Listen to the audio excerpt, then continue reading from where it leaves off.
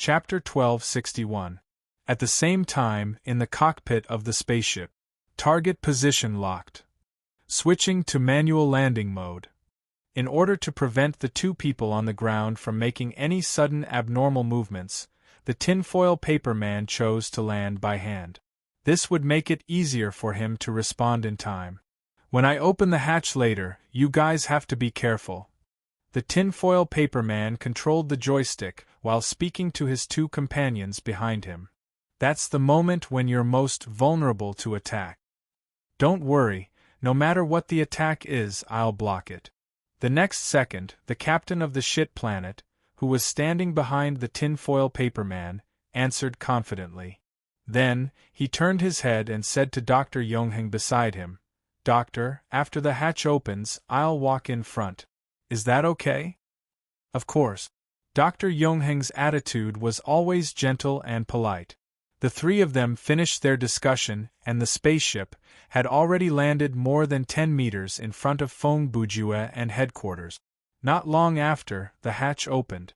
The captain of the shit planet walked down the stairs unhurriedly, while Dr. Yongheng followed closely behind. Oh, one of our own. Although the uniform the captain of the shit planet was wearing was different from the one Feng Bujue remembered, the latter still recognized him at a glance. After all, the captain's height of more than 3 meters, V-shaped torso, and strong physique were all very unique. Even if his mask and tights were slightly different, it would not affect his recognition. As for Dr. Yongheng, he was originally an Earthling and he did not wear a mask at all. Brother Bujue could recognize his face directly. Hey, that's great. Headquarters also quickly recognized the two members of the Supreme Council of the Yushuan Alliance. He happily greeted them and walked forward and said, "You're here to help us. Please stand there and don't move, sir." Unexpectedly, before headquarters could finish speaking, the captain of the shit planet interrupted him in a cold tone and even made a defensive posture. Headquarters was stunned when he heard that, but he quickly reacted. Yes, you probably don't know me. I'm a newbie." As he spoke, he reached for the hero ID card in his pocket. "My title is Park," however, just when headquarters was halfway through his sentence and his hand was halfway extended, his words and movements stopped at the same time. It was as if some kind of force had stopped him. "Doctor, you misunderstood him." Seeing this, Feng Bujue finally spoke. He didn't want to reach for a weapon. "What? You know me?" Hearing this, Professor Yongheng appeared from behind the shit planet's captain and replied. At this moment, the short staff in the professor's hand was emitting a faint blue light. It was obvious that this light was the cause of the head's stiffness. "Yes," Feng Bujue replied, "but I can see that, only I know you, but you don't know me. Moreover, you seem to be hostile to us." "It's normal to be hostile," Professor Yongheng continued. "The act of destroying the order of time is one of the most serious crimes in the universe.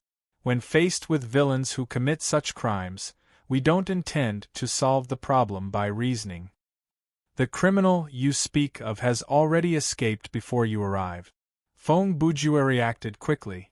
Based on the situation in front of him, he immediately came up with a response. "We are the heroes who have tracked him all the way here. The one you immobilized." He was just about to take out his identification card from his pocket to show you. "Is that so?" Professor Yongheng muttered, then. "You don't mind if we come over to take out that identification card ourselves and verify it, right?" "Of course not." Feng Bujue smiled casually. "Go ahead." The moment he finished speaking, Professor Yongheng threw a look at the captain of the shit planet. The latter immediately nodded and took large strides to the side of the headquarters. He then carefully took out the item in the pocket of the captain's jacket. "What's this?" The shit planet's captain picked up the hero ID card with the words, "Park Ranger," printed on it and glanced at it as he muttered. "Hero ID card," Feng Bujue replied. "Hero ID card?" The shit planet's captain was puzzled. "I've never heard of such a thing, is that so?" Feng Bujue had basically guessed that he had arrived in the past from the reactions of the two people so far. Therefore, he continued to reply, "Then I guess you've never heard of the term Universal Superhero Alliance either?" Unexpectedly, as soon as he said this, the shit planet's captain and Professor Yongheng's expressions changed. Of course, because the shit planet's captain was wearing a mask, Brother Bujue could not see the change in his expression. He could only see his body tremble. Where did you hear this name from?" A few seconds later, Professor Yongheng asked tentatively. "I didn't just hear about it," Feng Bujue replied. "I and this park ranger are both heroes of the Yushao Alliance." He paused for a moment before continuing, "If I'm not mistaken, the era we're living in should be the future of your world. That's why you don't recognize us and have never seen a hero ID card before. In the future, this card is something that every hero of the Yushuan Alliance has. And the two of you are members of the Yushao Alliance's Supreme Council. All the heroes in the Alliance know you." His words made Professor Yongheng and the shit planet's captain fall into silence. Feng Bujue did not know that at this point in time, the Yushao Alliance had already been established. However, the Yushao Alliance was not an open alliance at this time. It was a secret organization, a secret hero team that had only been established for less than 2 months, Earth time. This team was composed of 10 top superheroes from all over the universe. They were Toad Man, Tinfoil Man, Black Hole Queen, Professor Yongheng, Shit Planet Captain, Thousand-Eyed Man, Poison Man, Bug King, Lucky Man, and Mr. Low. Usually, the 10 of them carried out their activities in the areas they were originally in charge of. Only when they encountered a crisis above Grade B, although many of the systems were not perfect, the crisis level had been set at the time, would they gather and form a team to deal with the crisis. At this moment, they had detected that a time tunnel had been opened on Warm Ocean Star, so they gathered 3 people and rushed over. "What's your name?" After a full 30 seconds of silence, the spacecraft's broadcast sounded. "Your Tin-Foil Man," Feng Bujue recognized the voice. He first reported the other party's name and then said, "I'm Poker Man, Tin-Foil Man thought for 2 seconds. "From the existing information, you and your companions are indeed very likely to be from the future, but the problem of your identity, and how much of what you say is true and how much of it is false. This needs further screening." "Understood," Feng Bujue responded. "Because we're from the future, the amount of information we have is an advantage. You can't rule out the possibility that I'm deceiving you with some information that everyone in the future knows. Since you understand, then, I think you're also willing to cooperate with our instructions?" Tin-Foil Man quickly continued. As one of the smartest people in this universe, Tin-Foil Man naturally knew how to press step by step during negotiations to obtain benefits. "Okay, stop talking nonsense. Hurry up and take us to the spaceship, and then leave this planet quickly." Feng Bujue also spoke frankly. He stretched his voice and responded, "Everyone doesn't want to wait until the super spin erupts, right?" 20 minutes later, the spaceship Tinfoil that everyone was on had left the range of Warm Ocean Star and entered automatic navigation mode after a warp jump. At this time, after Feng Bujue's detailed explanation, he and headquarters had basically won the trust of the heroes, and their hands and feet were no longer restricted. "No wonder when I checked your energy I found that you were unexpectedly weak." After listening to Brother Bujue's narration, Dr. Yongheng sighed. "You two have sacrificed too much this time." "Yes." At this time, headquarters finally could not help but burst out. "I've trained hard for decades, but in the end I'm back to square one. If I knew this would happen, I wouldn't have become a hero. If I continued to sleep in the park, I wouldn't have encountered this kind of thing. What does it matter? Don't you still have the Tian Gang Earth Fiend box?" Feng Bujue, on the other hand, replied casually, In my opinion, it's not a bad idea to disperse all your previous kung fu. You can start from scratch to learn some good kung fu. After Brother Ju's reminder, headquarters finally remembered. Yes, he shouted excitedly. Ha ha ha. That makes sense. The unlocked Tiangang Earth Fiend box could be switched between a Rubik's Cube and a flat board state at will. Before headquarters went to participate in the hero test, he had already changed the box back to its Rubik's Cube state and stuffed it into the storage space in his throat. Therefore, even if headquarters could not return to the original era, he still had the secret art with him.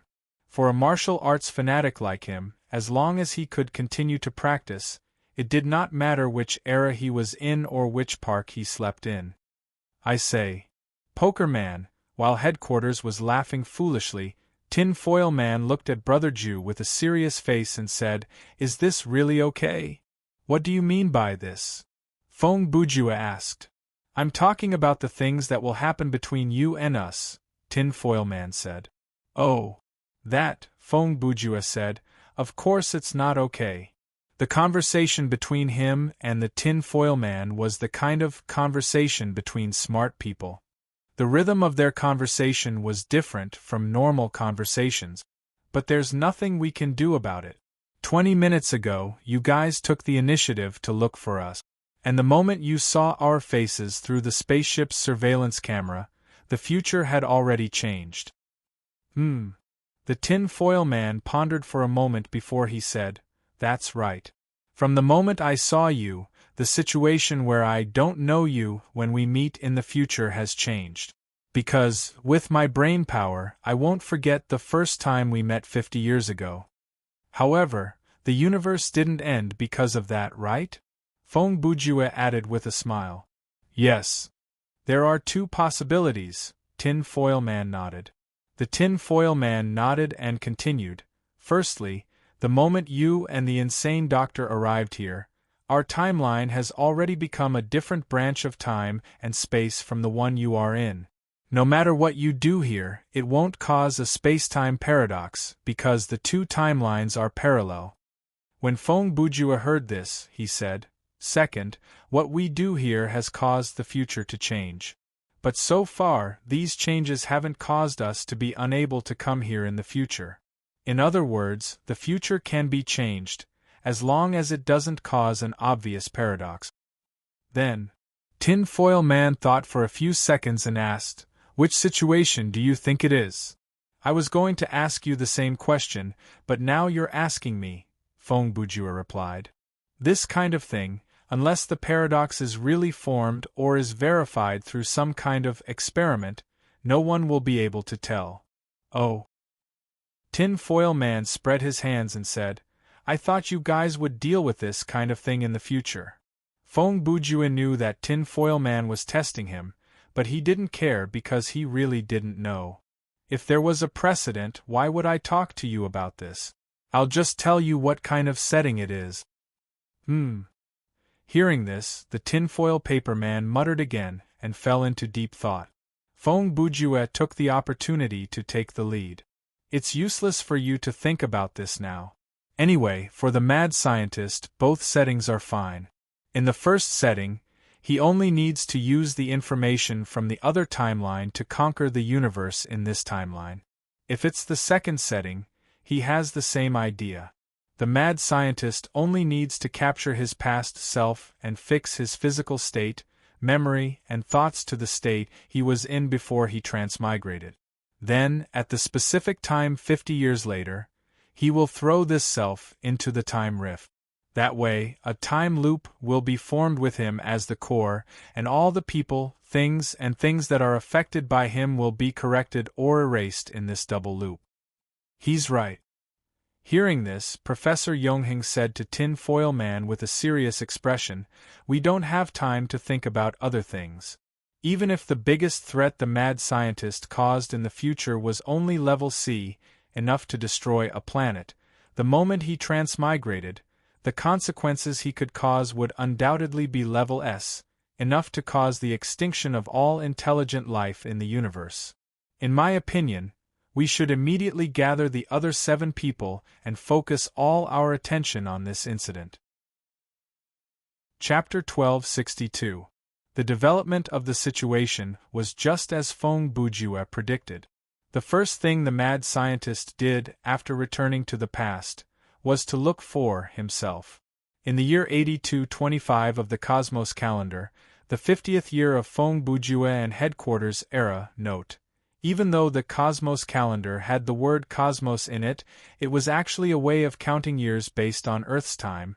There was no supervillain known as the Mad Doctor. There was only the genius scientist of Planet Exploder, Ares Mad. For the mad scientist, finding the Ares deranged of the past was a piece of cake. All he had to do was to confirm the exact date and then recall what he was doing on that day 50 years ago. This kind of memory ability may be a bit incredible in the eyes of humans, but for the wise people of the highly intelligent races in the universe, this was as difficult as the people on Earth remembering what they had for dinner last night. It was very easy. In short, the mad scientist soon arrived at his home planet after traveling through time. However, when he was about to enter the planet's atmosphere, he found that the remaining energy in his body wasn't enough for him to land safely. This couldn't be helped. Although the mad scientist's technology was very advanced, using a modified body to directly perform an interstellar jump would consume too much of his energy. Of course, the mad scientist wasn't completely out of options. He still had a forced landing option, but after thinking for a while, he realized that there was no need to do that. Because, while he was thinking, a space station in the orbit of the planet exploding had already discovered his existence and sent a small space shuttle to contact him. I'm sure you can guess what happened after that. The mad scientist, who was brought back to the space station, easily took control of the stronghold. After replenishing his energy, he stole a spaceship and landed on the planet exploding. On the other hand, in a space station in the Zeti galaxy. At this time, in the conference room of the base, Feng Bujue headquarters, and all 10 heroes of the current era of the Cosmos Super Alliance had gathered. After the Tin Foil Man's brief introduction, Feng Bujue began his explanation. Brother Ju used a very efficient way to explain everything. In the shortest amount of time, he explained everything from the beginning to the end. And the heroes who learned of this series of events had different reactions to it. Among them, Toad Man, Tin Foil Man, Dr. Yongheng, and Thousand-Eyed Man all had solemn expressions on their faces as if they were deep in thought. On the other hand, the dumb captain and the lucky man seemed to be unable to understand the situation in front of them, but they also knew the seriousness of the situation. Then, there were Poison Man and Mr. Weak. These two were the kind of heroes who had a short temper and lacked patience. It was not that they did not understand Brother Ju's theory of time, but they were too lazy to use their brains. For these two, as long as they knew where to go and who to kill, they would be able to put their plans into action. That would be enough. Finally, there were the 2 female heroes, the Black Hole Queen and the Queen of Worms. Yes, both of them were female. Since the former was a black ball of light and the latter looked like a walking hoof, no one could tell what they were thinking from their expressions. Well, that's the gist of the matter. After Feng Bujue finished, he continued, given the current state of the two of us, I'm afraid the support we can provide you with in terms of combat power is very limited. As for the information, I will tell you everything I know without reservation. But as I said, I'm also an Earthling from a parallel universe, so I don't know much about the history between our 2 eras. Of course, in this regard, you can ask Park Ranger. As for the information, I think that's enough. When Brother Ju said this, Poison Man was the first to speak. According to what you said, the combat power of the Crazy Doctor, if converted to the level of the heroes, is only the so-called planetary level, right? He paused for half a second before he continued. Even if he had plotted against you in your era, he has lost all his future resources after he came here. He doesn't have much time to prepare. Under such circumstances, Even if only 1 out of the 10 of us were to go, we would still be able to wipe him out easily, let alone all of us. Well, my thoughts are similar to Poison Man's. 2 seconds later, Mr. Suck also took the opportunity to chime in. In my opinion, the most effective way to solve this crisis is to find this crazy doctor as soon as possible and kill him before he causes too much change in history. So, Toadman spoke at this time. Does anyone have a different opinion? As he spoke, he looked around the conference table. About 5 seconds later, seeing that no one spoke, Toadman said, "Well, it's settled then." As he spoke, he looked at the 2 who had spoken before. Although Poison Man and Mr. Suck have put forward simple and crude suggestions as usual, this time I have to admit that their ideas are not wrong. Hey, Poison Man pursed his lips and said to Toadman, "What you're saying? It sounds like the suggestions we put forward are wrong 9 out of 10 times." "Ha!" Tinfoil Man, who was sitting next to Toadman, laughed. He answered before Toadman could. "That's because the simple and crude response plan is not appropriate 9 out of 10 times." He spread his hands. "It's just a matter of probability." While they were talking, Toadman had already left his seat without saying a word and walked out of the conference room. "Hey Toadman, where are you going?" Lucky Man, who was sitting closest to the door, asked when he saw Toadman leaving. "Prepare the spaceship," Toadman replied in his usual calm tone. "Fly to Planet Blast." As soon as he finished speaking, he had already passed through the electronic door and walked out of the room. "Well, everyone, let's get ready." Tinfoil Man stood up. "Those who want to get backup equipment, follow me." Not long after, the heroes walked out of the conference room one after another. However, there were 2 people who did not leave. One of them was Fong Bujue, and the other was the Black Hole Queen. It turned out that 2 minutes ago, when Tinfoil Man was talking, a woman's voice suddenly rang in Brother Jew's mind. The voice only left 2 sentences: "Don't go yet. I have something to say to you." At that time, Brother Jew was not quite sure where the voice came from because the Black Hole Queen did not say a word during the entire meeting. Until now, when only the 2 of them were left in the conference room, Fong Bujue finally knew who was looking for him. "Just now. Did you implant a voice in my mind?" After a short silence, Brother Jew spoke first. "That's not a voice." The Black Hole Queen's reply came from the 1-meter diameter black ball of light. "Just like how you are not the you I see." Fong Bujue caught something from this ambiguous statement and asked tentatively, "What do you mean?"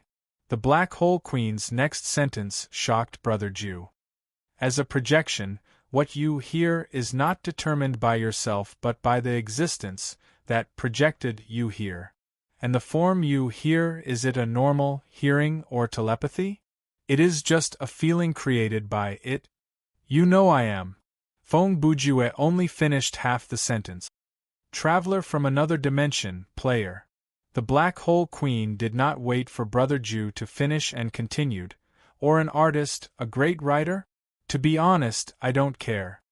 The information she revealed in these few sentences was obviously far beyond the scope of a normal NPC, or even the anomaly. "What I care about is the order of this universe." "What are you?" Fong Bujue did not even mention the word person. "I am also a kind of existence, just like the existence that sent you here," the Black Hole Queen replied. "Existences like us are incomprehensible to most of the knowledge systems of the creatures in the multiverse, and that includes the system that you are in. In other words, you are not a creature?" Fong Bujue asked. "Creature is also a misconception," the Black Hole Queen said. "The weakness of low-level intelligent lifeforms is their almost baseless arrogance. They use their own uniqueness as the basis to construct the most basic theories and define countless things that they do not understand. They use a standard that is easy for them to understand to explain everything in the world, thus forgetting, ignoring, and abandoning the truth that they cannot understand.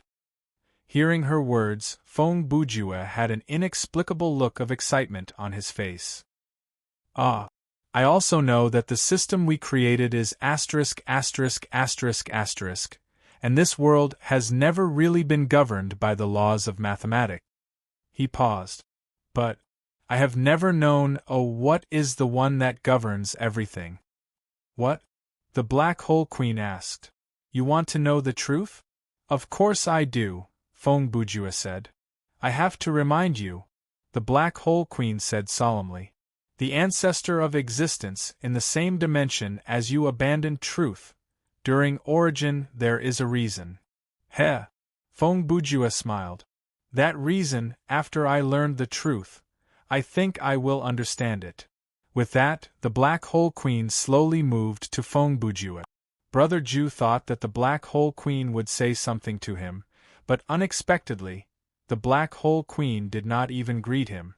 In the next second, a huge traction force came from the black ball of light and dragged Feng Bujue into it. The feeling at this moment was very similar to when he escaped from the space-time fissure. When Brother Ju came back to his senses, he was already lying on the ground. Then, he saw a white ceiling. Have I been teleported again? He muttered as he sat up. For some reason, he suddenly felt groggy, as if he had just woken up after sleeping for a long time. This is... After sitting down, Feng Bujue observed the surrounding environment as usual. A psychiatric ward?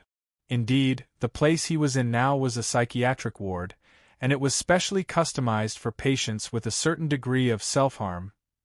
The total area of the room was only a few square meters. The walls and floor of the room were all made of a kind of cushioning material. Even the back of the door was covered with this kind of cushion. There were no windows or ventilation in the room. In fact, there was not even a bed in the room. In the corner of the ceiling, there was a light tube embedded in the wall, emitting a soft white light. And on the wall far away from the door, there was a squat toilet embedded in the floor. By the way, this toilet did not even have a cover. That was all there was to this room. Wow, this is quite thoughtful. Feng Bujue shook his head and got up from the ground. Even if the people living here wanted to commit suicide, I'm afraid the only two ways would be to bang their head on the squat toilet or swallow feces. He muttered as he tried to open the game menu. But, At this moment, Brother Ju finally realized something. What's going on? He could not open the game menu. Something's not right. He looked down at his body and saw that he was wearing a hospital gown with light-colored stripe. The number on the gown was, this feeling. Feng Bujue thought for a few seconds and, without saying anything, he took off his pants. He did it, after standing there for a few seconds. He pulled up his pants again and muttered, Could it be? I'm no longer in the game world. After confirming this fact, Feng Bujue's expression could not help but turn serious, and he fell into deep thought. Is it consciousness transfer? Or is it some kind of deeper connection that I can't exit? My body is lying in the real world in the game pod, so am I using someone else's body now? Thinking of this, he reached out and touched his face. It's me. Feng Bujue muttered, and, what's with this beard? It feels like I haven't shaved for half a month. When he touched his face, he realized that the beard around his mouth was prickly. Creak. Just as Brother Ju was puzzled, there was a sound of mechanical movement. A rectangular gap opened above the room door. A pair of eyes appeared behind the gap, number 3232. Then, an unfamiliar man's voice came from outside the door. It's time to shave today. He paused for a second and said, I'm warning you, if you dare to yell Jeppo or Rankyaku at me again, it won't be as easy as changing rooms and increasing the dosage of medicine. You'll have to wait for electroshock therapy. Chapter 1263. Number 3232 seems to be quite cooperative today. This kid is very cunning. I advise you to be careful. That's true. I heard that last week, a temporary worker was almost blinded by him. That's already quite lucky. You've only been here for a short time, so you might not know this, but before this kid was isolated, he once stole the wrench from the electrician's toolbox while the electrician was fixing something. Then, he beat up another patient until his head bled. He almost killed the man. Whoa! That's serious? That's right. That's why you better be careful when dealing with these lunatics. Some of them look more gentle than doctors on normal days, but once they go crazy, they'll pounce on you like mad dogs, and bite you to death. As the two hospital workers talked, they tied Feng Bujue's restraints on the chair. The two of them were talking about this in front of Brother Ju, but they didn't mind. From their point of view, mental patients were no different from animals that had gone out of control. There was no need to care about their thoughts or self-esteem. Excuse me. A few seconds later, Feng Bujue joined the conversation. Can you tell me? He paused for half a second and asked, Where am I? Who am I?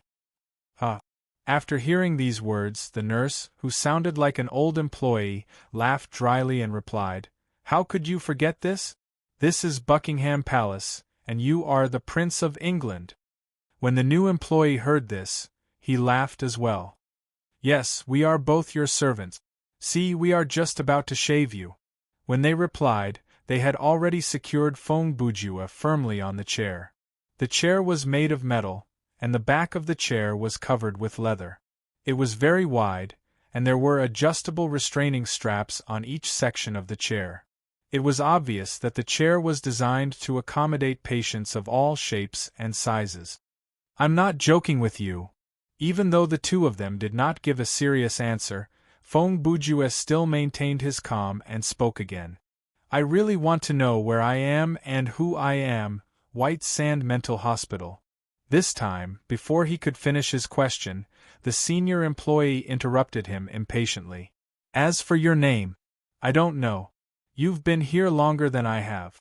I only know that your code name is 3232. As for the rest, you'd better ask your deranged brain. At this point, he paused for 2 seconds. Then, he picked up an electric shaver from the tool table in front of the chair and said, Now, I suggest you sit there and don't move. Let us finish the work at hand. After that, you can go back to your room and slowly think about your life. 15 minutes later, Feng Bujue didn't do anything out of the ordinary during the shaving process, so the two nurses smoothly finished shaving his beard and sent him back to the ward. On the way back to the ward, Feng Bujue requested to see his attending physician. However, the nurse's reply was, The doctor is very busy. He can only see you on the day of the regular checkup. Brother Ju then asked when his next checkup would be. And the answer he got was, tomorrow. After this conversation, the two nurses left. In the small room, Brother Ju was left alone. Feng Bujue lay on the ground with his limbs spread out. He used his hands as a pillow and started to think about the situation before him. First of all, the most important question he needed to figure out was whether or not he was still in the game world. Based on the information he had, there was a 90% chance that the answer to this question was no. In the game world, he could open the game menu, but he couldn't. In the game world, he could force himself to go offline, but he couldn't.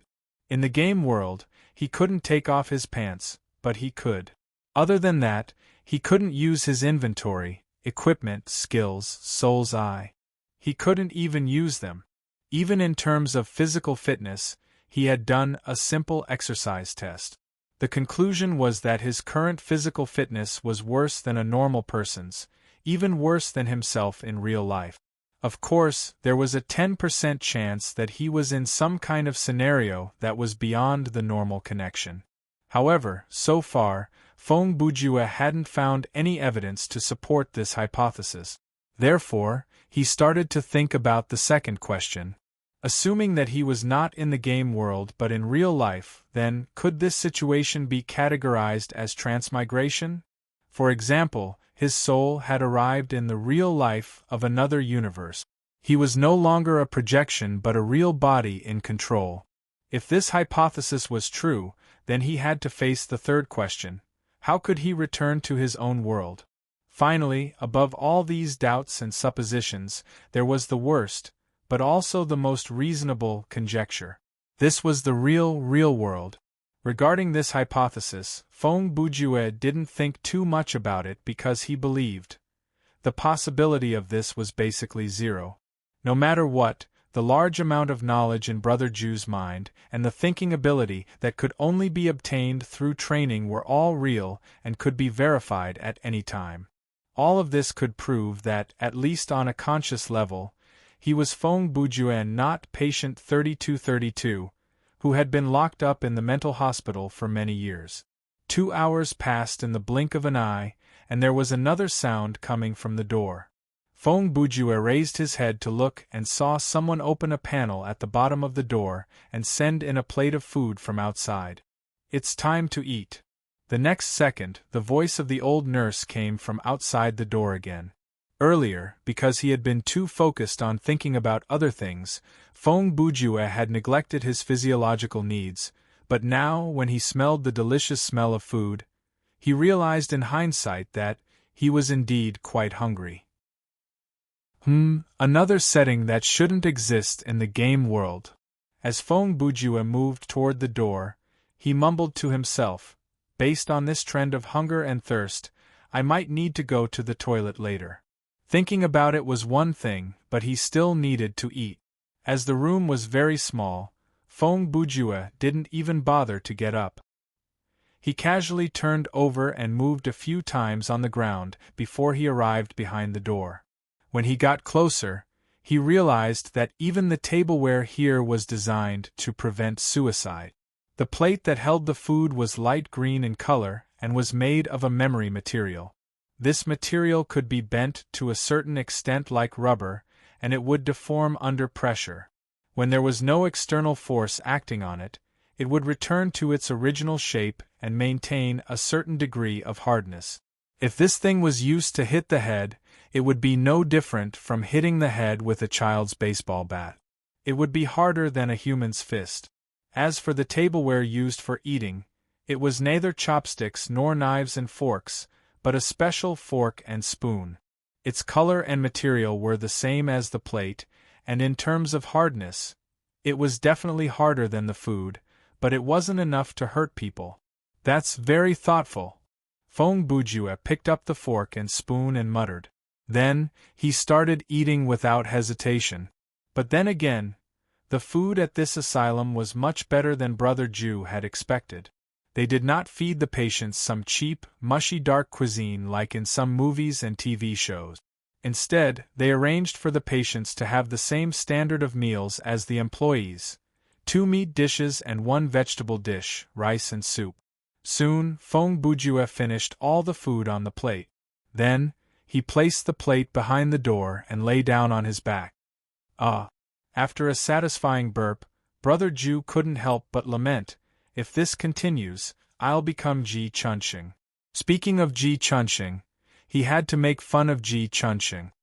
Although the conditions here are a little bad, there's a saying that goes, "Although the cold cave is broken, it can shelter you from the rain."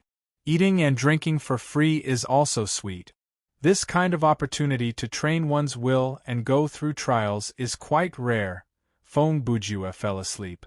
He didn't know how he fell asleep, but it was most likely due to tiredness after a full meal. He didn't know how long he had slept either.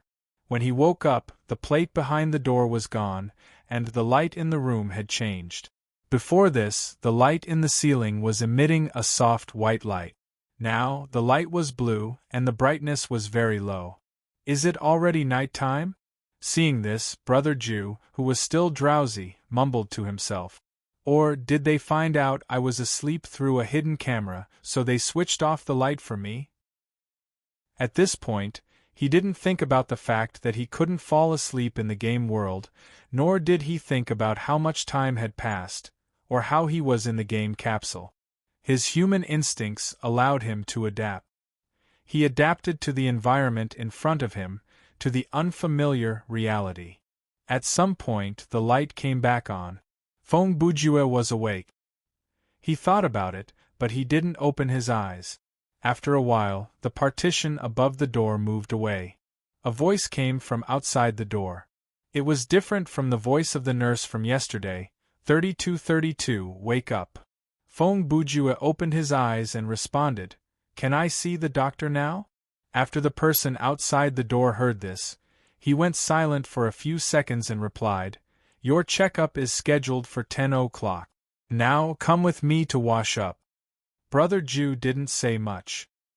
He just stood up, stretched his limbs, and waited quietly behind the door. He heard the sound of the person outside the door entering the combination lock. Then the door opened. There were still 2 nurses waiting for him in the corridor, but today both of them were unfamiliar faces. When Feng Bujue faced the 2, he opened his mouth to ask another question. Are the 2 from yesterday on their day off? That's none of your business, the nurse responded coldly and grabbed his arm. Similar to yesterday, Feng Bujue was held down by 2 large male workers on both sides, and they were led to their destination. Are you still listening to me? Suddenly, a familiar voice entered Feng Bujue's ears. What? This sudden change startled Brother Ju, and he answered with a word out of instinct. The next second, he was surprised to find that he was sitting in an office. This office looked spacious and bright. There were windows facing outwards, but the windows were covered with iron bars. At this time, Feng Bujue was tied to a restraint chair. There was a desk in front of him, and sitting across from him was a middle-aged man in a white coat and black-rimmed glasses. I just asked you. After hearing Brother Ju's response, the middle-aged man showed a little impatience. Yesterday, did you tell the nurses that you wanted to see me? You are. Feng Bujue continued. You are the doctor in charge of me? As he asked the question, he thought to himself, How did I get here? I was clearly in the corridor just now. Did I lose my memory? Sigh. A second later, the man across the table sighed. Yes, I am Dr. Yuan.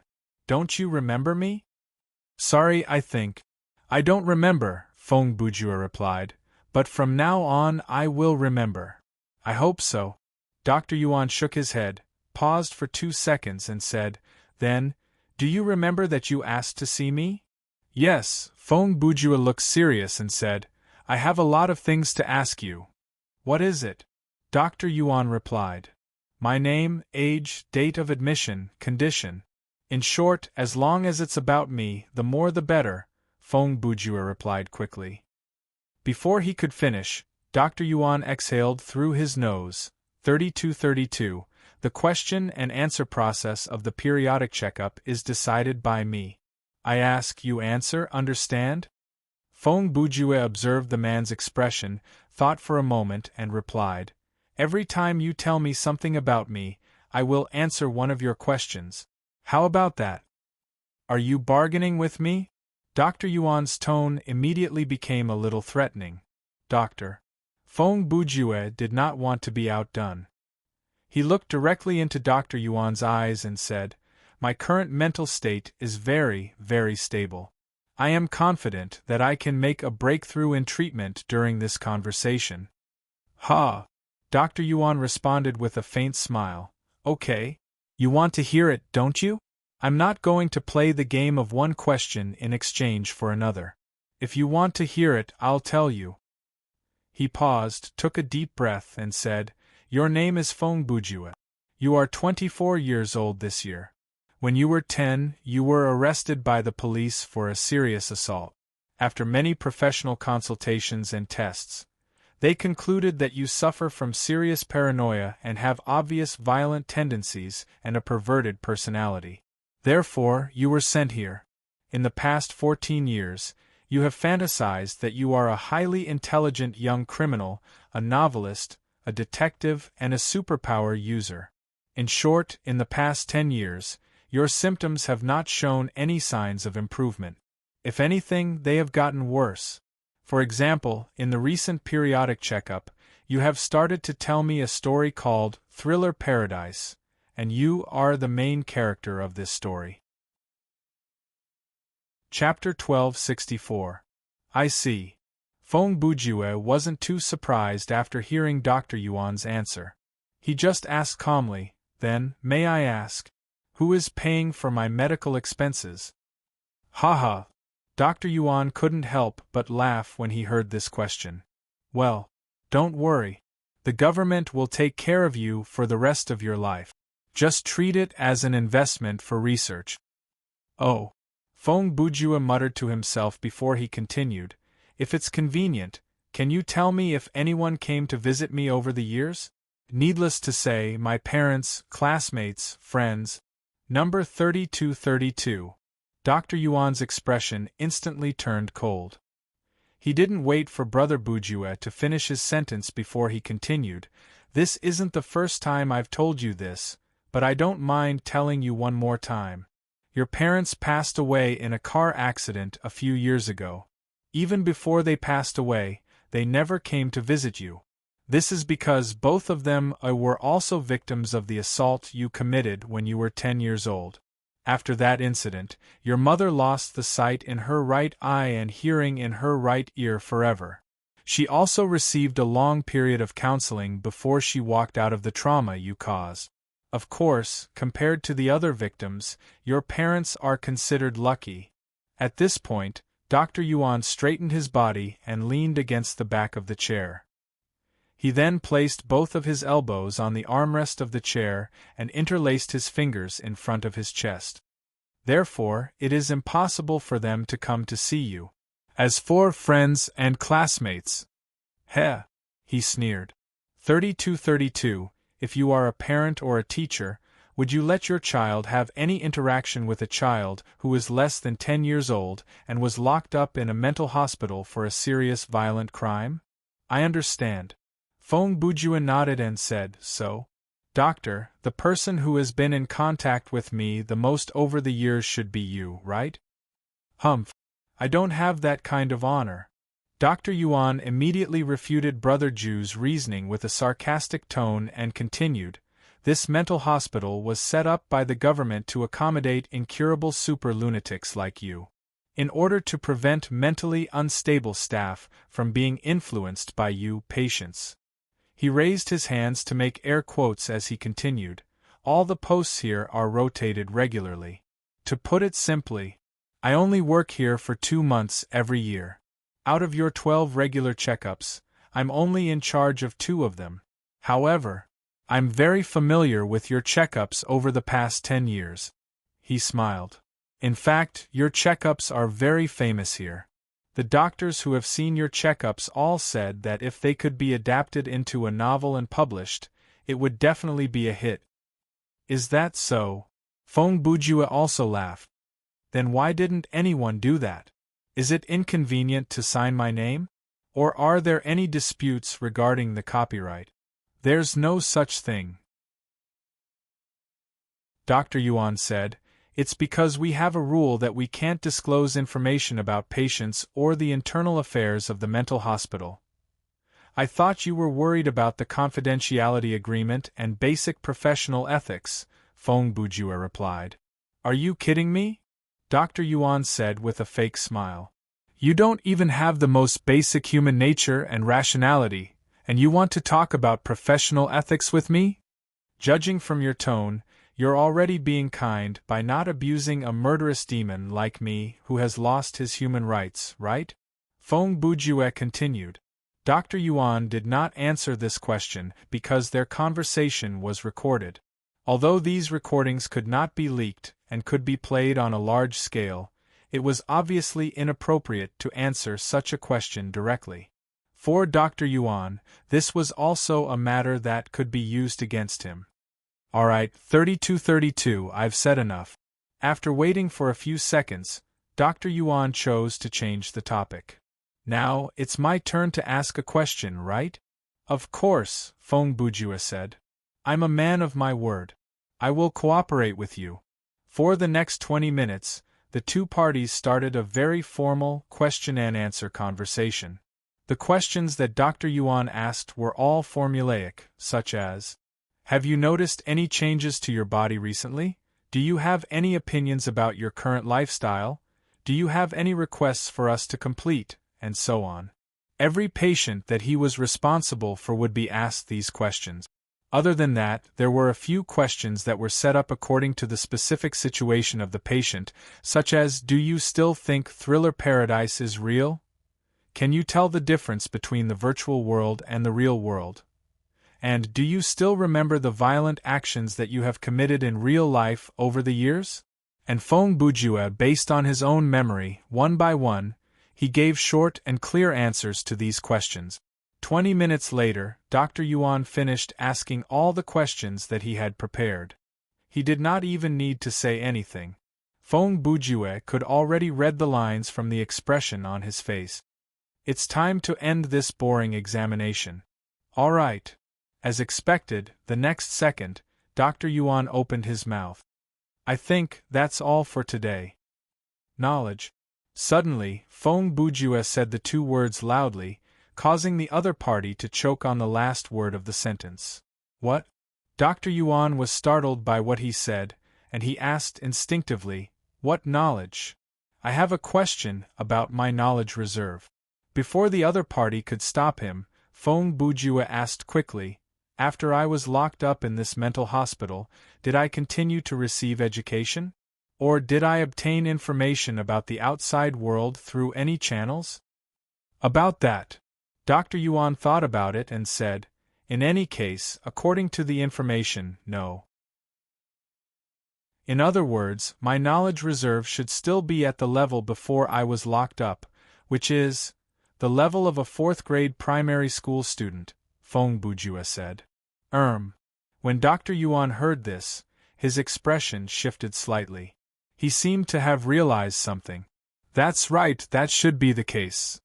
Dr. Yuan, if you are a person who has been isolated from the world since the age of 10, who has not received any information from the outside world for 14 years, and who only has the education of a 4th grade primary school student, do you think it is possible for you to make up the stories that I mentioned? Feng Bujue used the same tone that the other party had used earlier to counter with a question. Dr. Yuan appeared to be angered because this question left him speechless. He did not answer but pressed the button on the phone on the table. He leaned over to the speaker and said, the examination is over. Take the patient away. Chapter 1265. When the door was closed, Feng Bujue was the only one left in the small ward. He sat down and started to think. Even though I've said what I wanted to say, I can't expect too much from this doctor. Feng Bujue said, from his attitude, it's not hard to tell that he doesn't intend to cure me. He just wants to complete the basic job requirements and finish his 2-month shift. Then, he won't have to stay in this godforsaken place for the next 10 months. As Brother Ju thought about that, he moved to the side of the wall and slowly lay down. It's not just him. I'm afraid the other doctors have the same mentality. First of all, this mental hospital is a state institution. Their salary for working here is definitely fixed. In other words, there's no extra profit to be made.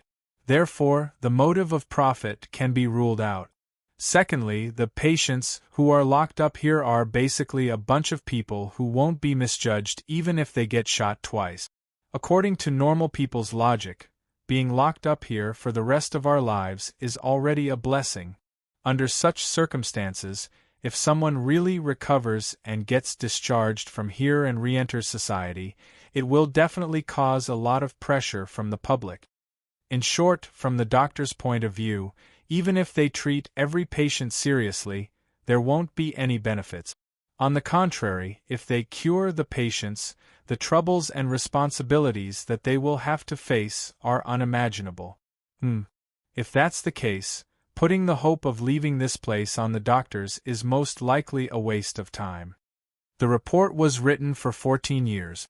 If there was a doctor who seriously studied it, it's impossible that they didn't find any suspicious points in the knowledge reserve. There are only 2 reasons why no one has mentioned it. First, no one seriously looked at it. They just read it casually as a story or skimmed through it for work.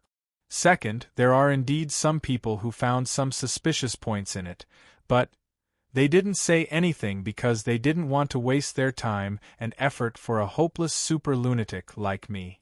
They also didn't want to take unnecessary risks for me. Thinking of this, Feng Bujue stretched and muttered, "Phew. It seems that I can only rely on myself if I want to leave this place." More than an hour later, it was lunchtime. The person who came to deliver the food didn't even say a word. He just knocked on the door twice with some kind of hard object. The nurse was equipped with a stun baton.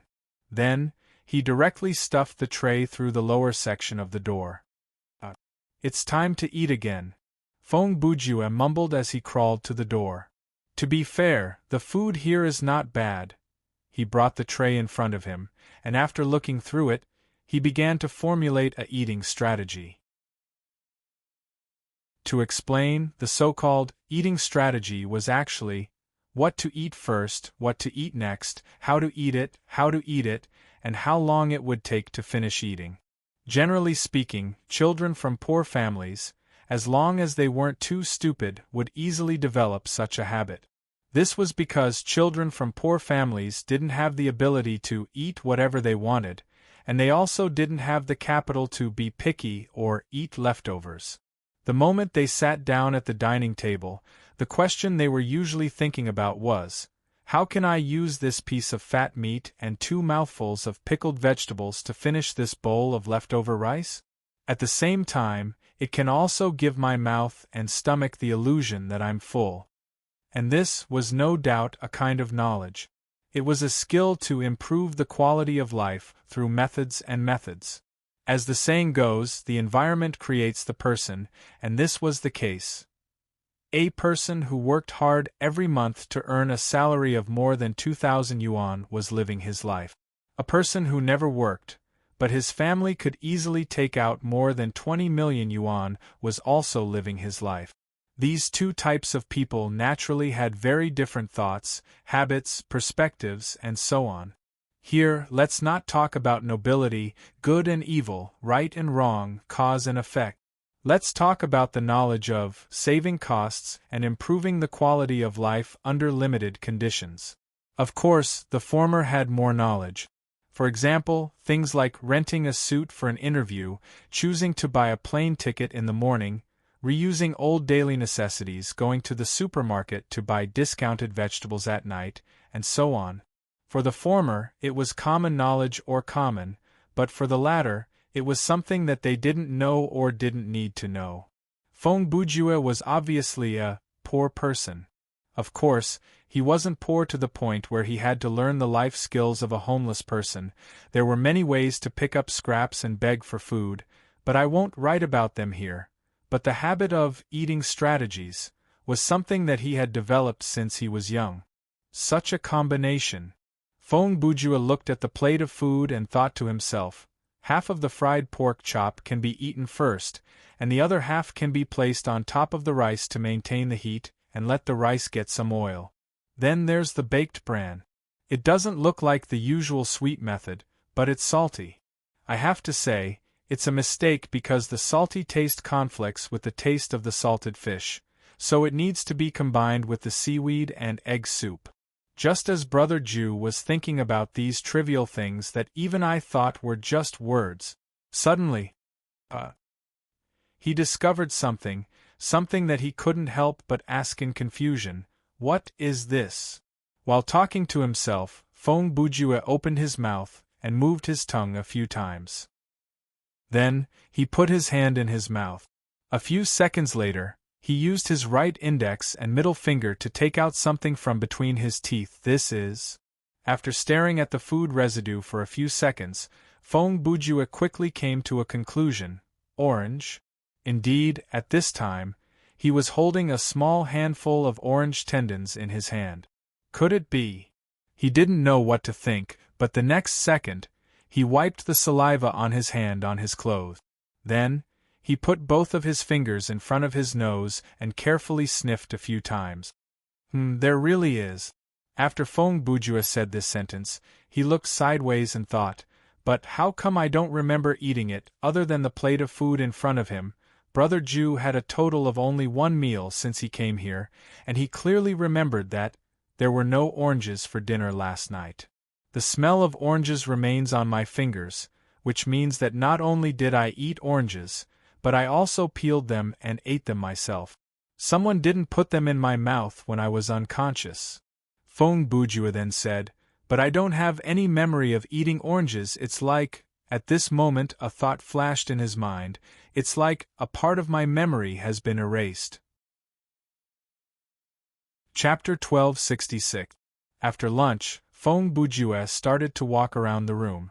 Since he had nothing to do at the moment, he decided to walk around in circles to help with his digestion. After walking around for a while, he suddenly remembered something. In that second, he put on a pained expression and grabbed his neck with both hands. Then, he convulsed and fell to the ground. For the next 15 minutes, Feng Bujue stayed on the ground and pretended to be having an epileptic seizure. It was not until the 16th minute that he stopped his exaggerated act and slowly sat up. Looks like there really isn't one, Brother Ju muttered softly after he sat down. What he meant by there isn't one was, of course, the surveillance camera. In fact, Feng Bujue had already considered the possibility of a surveillance camera before this. The night before, when the lights in the room were very dim, he carefully observed every inch of the walls in the room. In the end, he didn't find any suspicious light spots, nor did he see any gaps where a camera could be embedded. Of course, even if that was the case, he couldn't be sure that there were no hidden cameras. Brother Ju also considered the possibility that the mental hospital used some kind of advanced technology similar to the SCP Foundation's technology.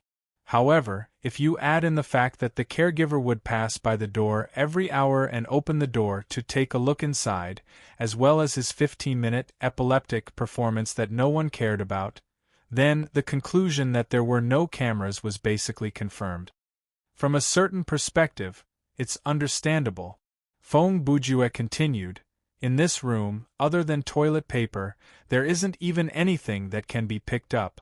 The walls are also cushions, so it's very difficult for a normal person to commit suicide here. Under such circumstances, it seems a bit wasteful to install a surveillance camera. He paused for half a second and continued, although they might have overlooked my illness, if they didn't install a surveillance camera, I think they wouldn't mind. For the people who work here, as well as their superiors, to be able to write patient died of sudden illness on the report and attach an autopsy report to it is undoubtedly a good thing. In any case, as long as it's not suicide in the report, we can't use their supervision as an excuse. Thinking of this, he smiled. That is to say, as long as I don't give myself away during the symbolic patrol, I can do whatever I want here. That afternoon, after Feng Bujue went to the toilet, he inexplicably began to exercise. The goal he set for himself was to do 100 push-ups, 100 sit-ups, 100 squats, and run around the room for 10 kilometers every day. To the Feng Bujue of his original world, this level of training was a piece of cake. But with the physical strength of this Feng Bujue in the mental hospital, it was obviously a bit too much. However, Brother Ju was a man with an iron will, astonishing perseverance and endurance. Even though his body was very weak now, he gritted his teeth and did all of this. And the result was, he was so tired that he couldn't even stand up. Creak, just as Brother Ju finished running the last meter, and was lying on the ground gasping for breath, the partition above the door was pulled open, and a pair of eyes appeared behind the door.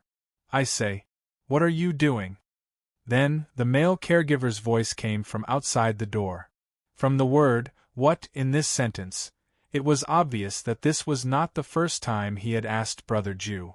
In fact, during the previous regular patrols, the caregiver had already noticed Feng Bujue's abnormality. This was because every time he came to the door and looked in, Feng Bujue would immediately stop exercising and rest on the spot, gasping for breath. If it was just once or twice, it would be fine, but if it was 4 or 5 times in the afternoon, the caregiver was bound to be a little curious. However, Feng Bujue's answer was always the same, ha. Ha. Usually, he would start with 2 heavy breaths and then repeat, water. I want to drink water. Give me water. TSK. Wait here. The caregiver responded with a non-committal attitude and then left. About 7 or 8 minutes later, when he was done with his patrol, he pushed a trolley of drinking water to the door of Feng Bujue's room. 3232, your water is here. When the caregiver said this, he had already opened the partition below the door and handed in a paper cup filled with water. When Feng Bujue saw the water, he immediately jumped up from the ground and drank from the cup. The paper cup that could hold about 300 milliliters was emptied in one gulp. When he was done, he wiped his mouth and turned to the caregiver outside the door and said, "Excuse me, can I have another cup?" According to the rules of the hospital, when a patient asked for basic necessities such as drinking water, toilet paper, medical help, etc., the caregiver had to give them a response. Therefore, the caregiver had no choice but to continue pouring water for Brother Bujue outside the door. Of course, this did not mean that the patient's demands could be met endlessly. There were also clear rules regarding the requirements for drinking water and toilet paper. For example, the way to provide drinking water to the patient was to give him 1 cup at a time. If the patient wanted a second cup, he had to finish the previous cup and return the cup. Then, the caregiver would fill the same cup with water for the second cup. The rule regarding toilet paper was even stricter. The caregiver had to enter the room to check and confirm that there were less than 5 sheets of toilet paper in the room before he was allowed to bring in a new roll of toilet paper. Furthermore, the length of toilet paper provided by White Sand Mental Hospital for solitary confinement patients was less than half the length of a normal roll of toilet paper. I believe that the viewers with better analytical skills have already seen through this.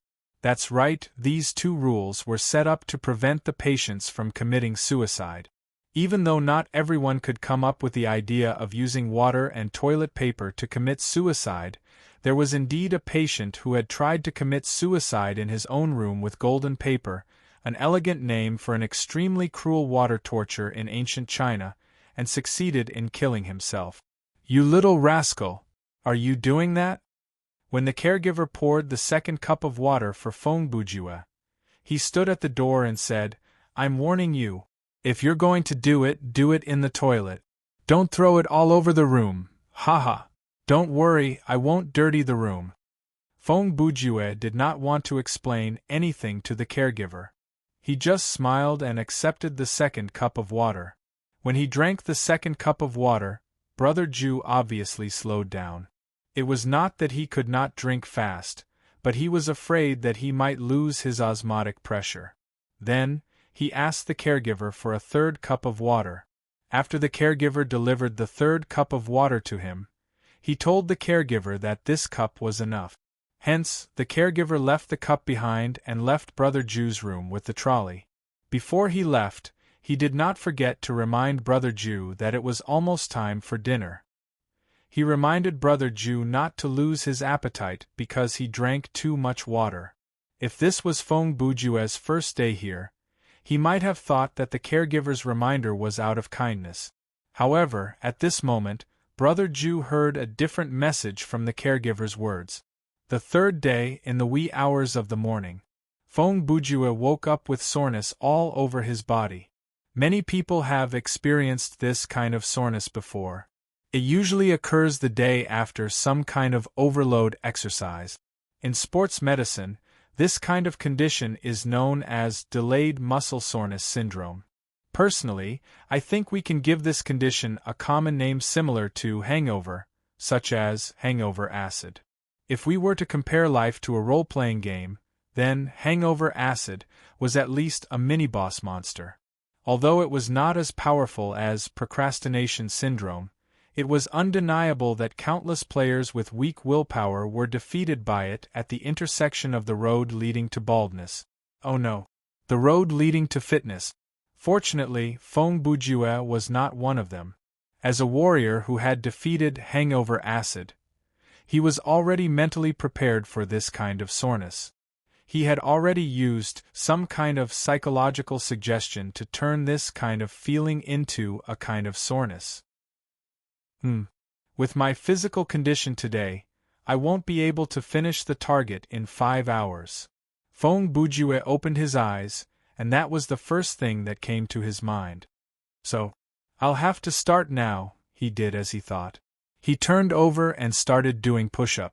At this moment, even though his body was very tired and could even be said to be in pain, he had no intention of giving up. He did not even waver in the slightest. When his body said, "You don't have to do it to the standard," his mind said, "It's meaningless if you don't do it to the standard." When his body said, "It's okay to do a few less," his mind said, "It's meaningless to do one less." And when his body said, "If I don't stop now, I'm afraid I can't take it anymore," Feng Bujue stopped for a while. After all, he could not force it. Just like this, before he knew it, it was time to wash up. The 2 nurses were already waiting outside the door. Feng Bujue did not let them wait too long. He quickly got ready and followed the 2 nurses out of the ward.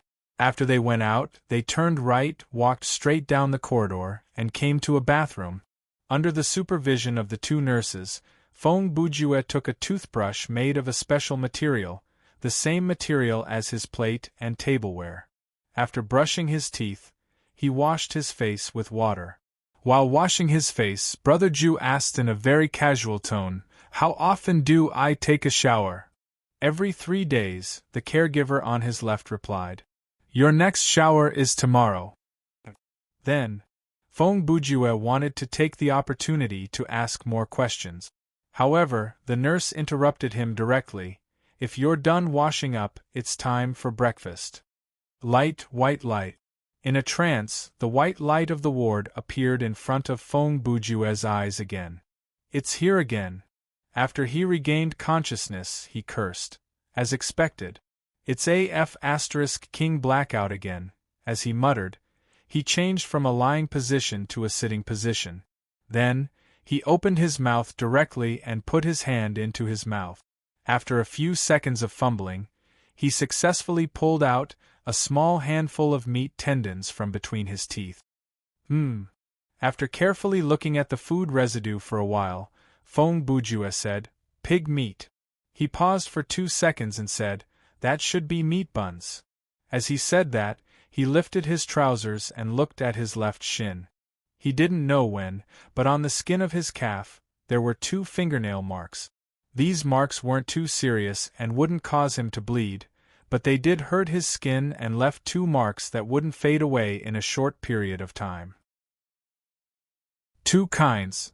After Feng Bujue saw the 2 fingernail marks, he thought to himself, what else could it be other than meat buns? Is it something like the bun skin that can be dissolved by saliva, or something that can't be stuck between the teeth? At this moment, a thought flashed through his mind. Oh! Maybe it's a liquid food like soy milk or tofu pudding. After confirming this information, he sat down with his legs crossed and thought to himself, today's memory lapse is slightly later than yesterday's.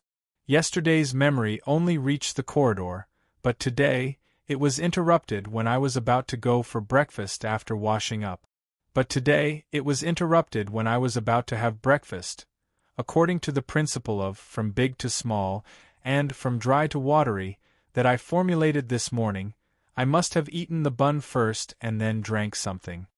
Considering the process of making the bun, it's obviously not convenient to add medicine during the process, and the method of sprinkling it directly on the bun skin after making it is too obvious.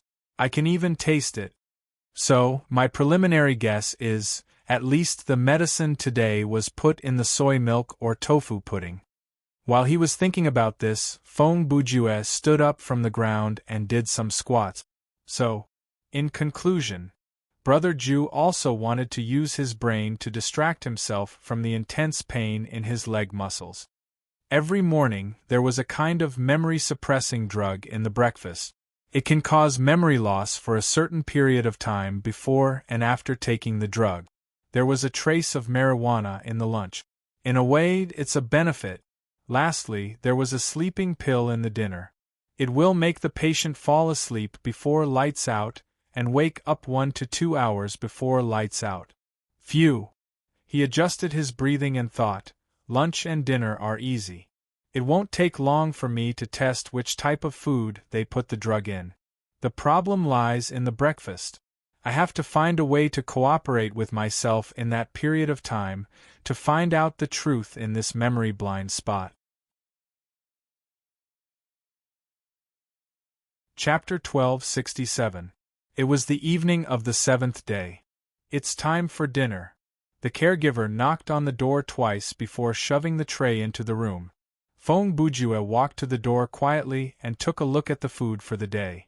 Then, he picked up the tray and walked to the squatting toilet. He was not in a hurry to take action. Instead, he made sure that the caregiver outside the door had gone far away. Then, he picked up the toilet paper that he had prepared beforehand, wrapped up all the rice, and threw it into the sewer. Then, he went back to the door and started eating. It did not take long for him to finish everything on the tray and put the empty tray and utensils behind the door. That was it, everything was going according to his plan. Half an hour later, someone retrieved the utensils from the tray. After another hour or so, the door of the ward finally opened with the sound of beep beep beep beep beep beep. At that moment, Fong Bujue was pretending to be asleep. He chose to lie on the floor with his eyes closed and his face buried as much as possible. This way, he could prevent others from seeing through his trick through the slight trembling of his eyelid. Of course, under normal circumstances, people would not pay attention to such details unless there was something more obvious that made them suspicious. "Do you want me to turn him over?" A few seconds later, a familiar voice rang out. Brother Ju could tell that there were two people who had walked into the room. The one who spoke was the caregiver who often dealt with Brother Ju. "No, it's fine." Brother Ju could also tell that the other person was Dr. Yuan. The two of them exchanged a few words before Dr. Yuan came to Brother Ju's side and sat on the floor. A few seconds later, Fong Bujue felt that Dr. Yuan lifted his arm and wrapped something around it. "This is to measure my blood pressure, right?" Brother Ju came up with the correct speculation at the first moment. Indeed, that was what Dr. Yuan was doing. As he busied himself with the task at hand, he chatted with the caregiver. "By the way, has room 3232 been acting strangely recently? Have you made any new violent moves?" There's no violence," the nurse replied thoughtfully. "But there's something strange about it." "Oh." Dr. Yuan raised his head and looked at the nurse. He signaled the nurse to continue speaking with his eyes. "Over the past few days, when I was patrolling his room, he often looked tired and out of breath.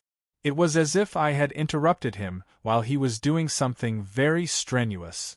The nurse showed a slightly pained expression and replied, "And recently, he has been using up his toilet paper very quickly." When he said this, he seemed to be afraid that the doctor would not understand what he meant, so he raised his right hand and made a back-and-forth gesture in the air. "Oh," Dr. Yuan sneered. "So that's it." He shook his head. "Fine. It's better to entertain yourself than to create trouble for us." That's right." The nurse laughed as well. "I just don't know. This kid doesn't even have a magazine. How does he play until late at night?" "He has a rich imagination," Dr. Yuan said as he finished taking Brother Ju's blood pressure. He picked up the hearing aid and listened to Brother Ju's breathing and heartbeat directly from his back. "It's not something that mortals like me can reach."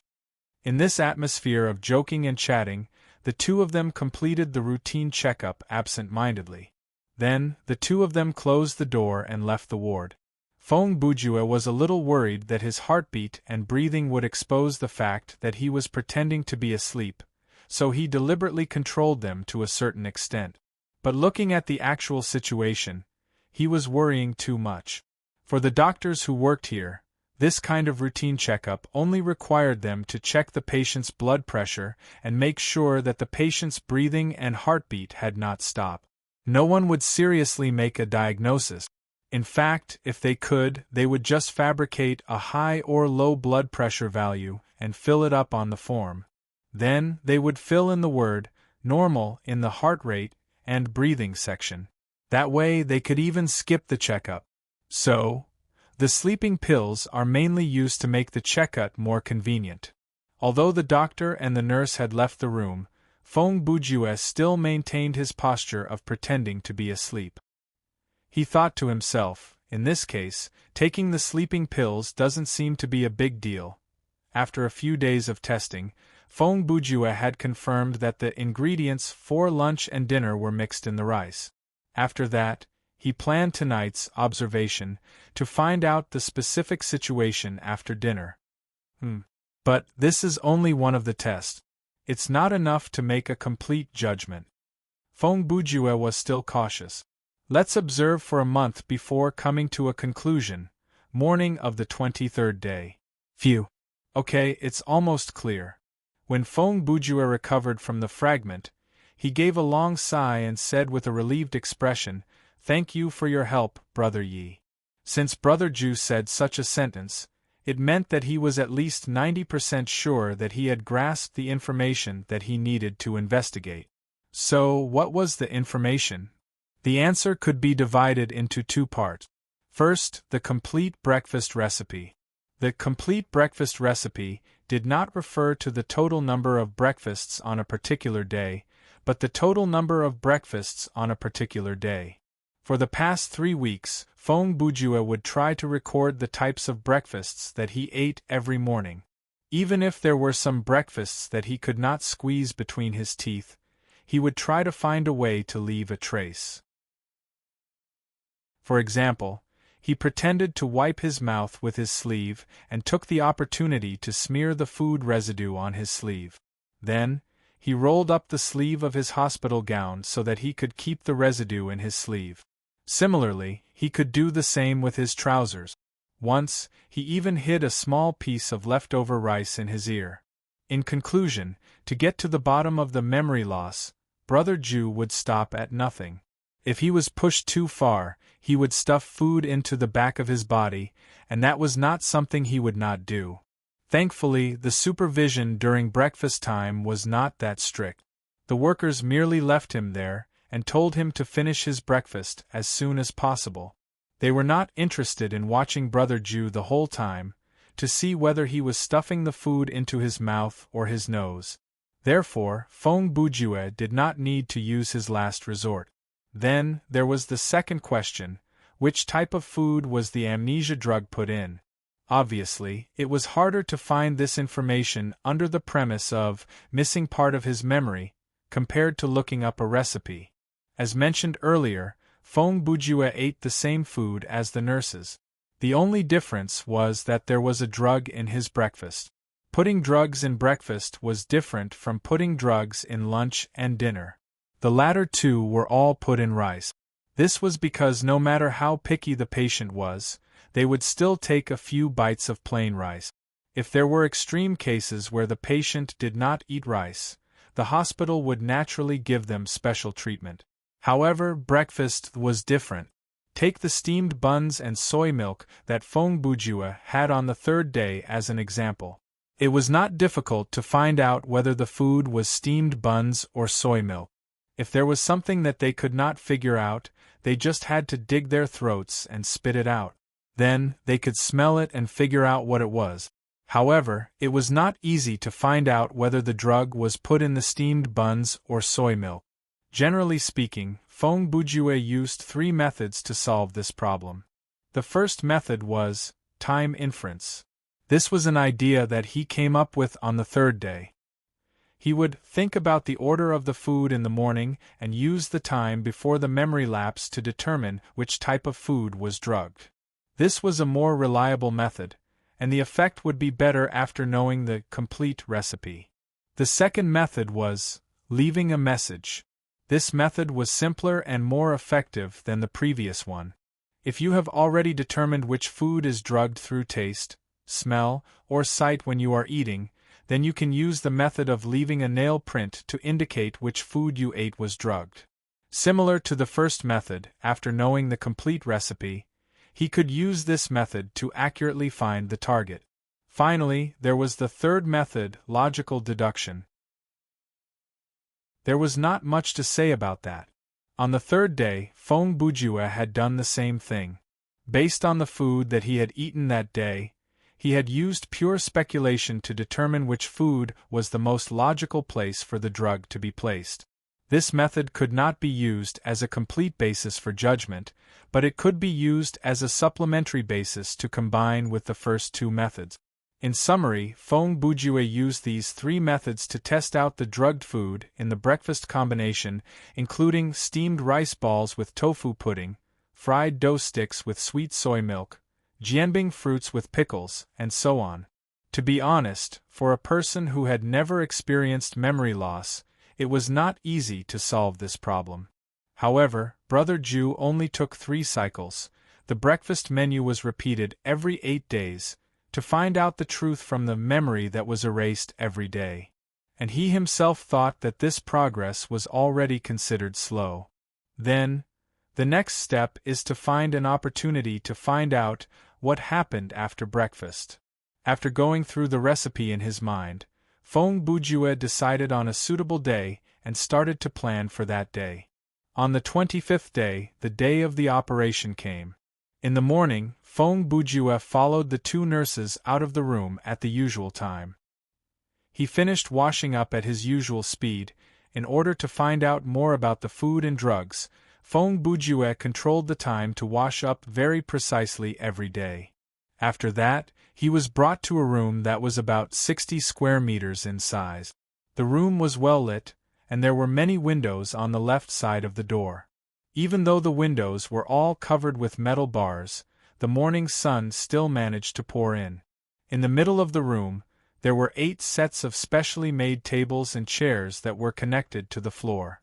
Feng Bujue was brought to one of the tables by the 2 nurses. Then, the nurses fastened his waist to a metal hoop that came with the back of the chair. The design of this thing was very clever. It was like an unremovable seatbelt that was tied around the waist.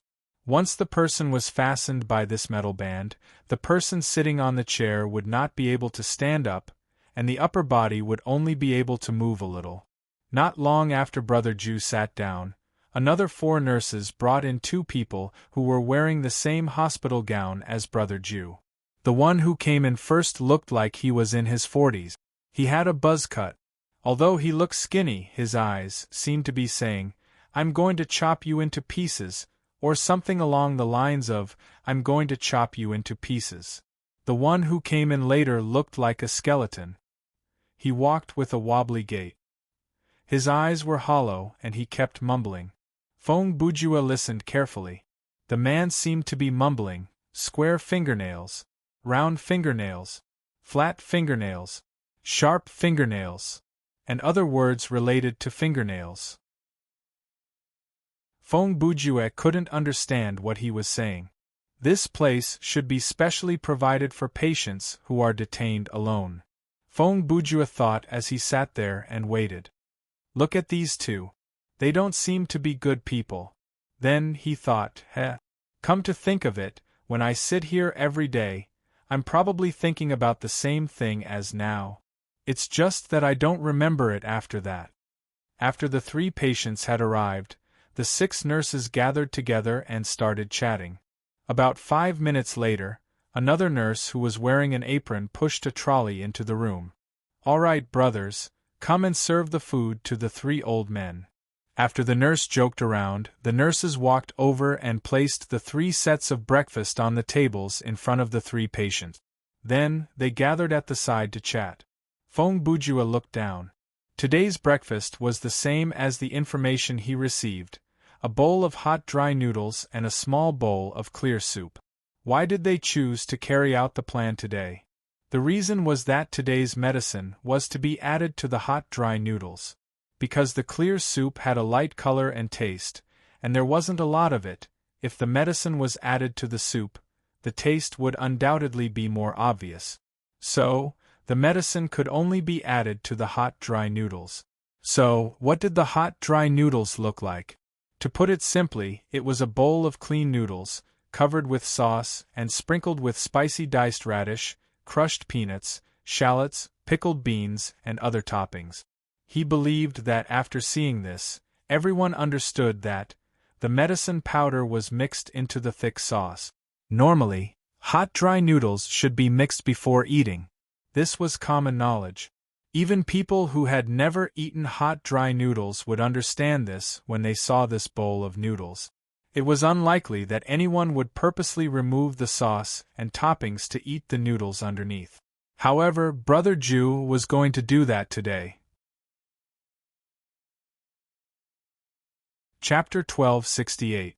It did not take long for Feng Bujue to finish most of the noodles that were not stained by the sauce.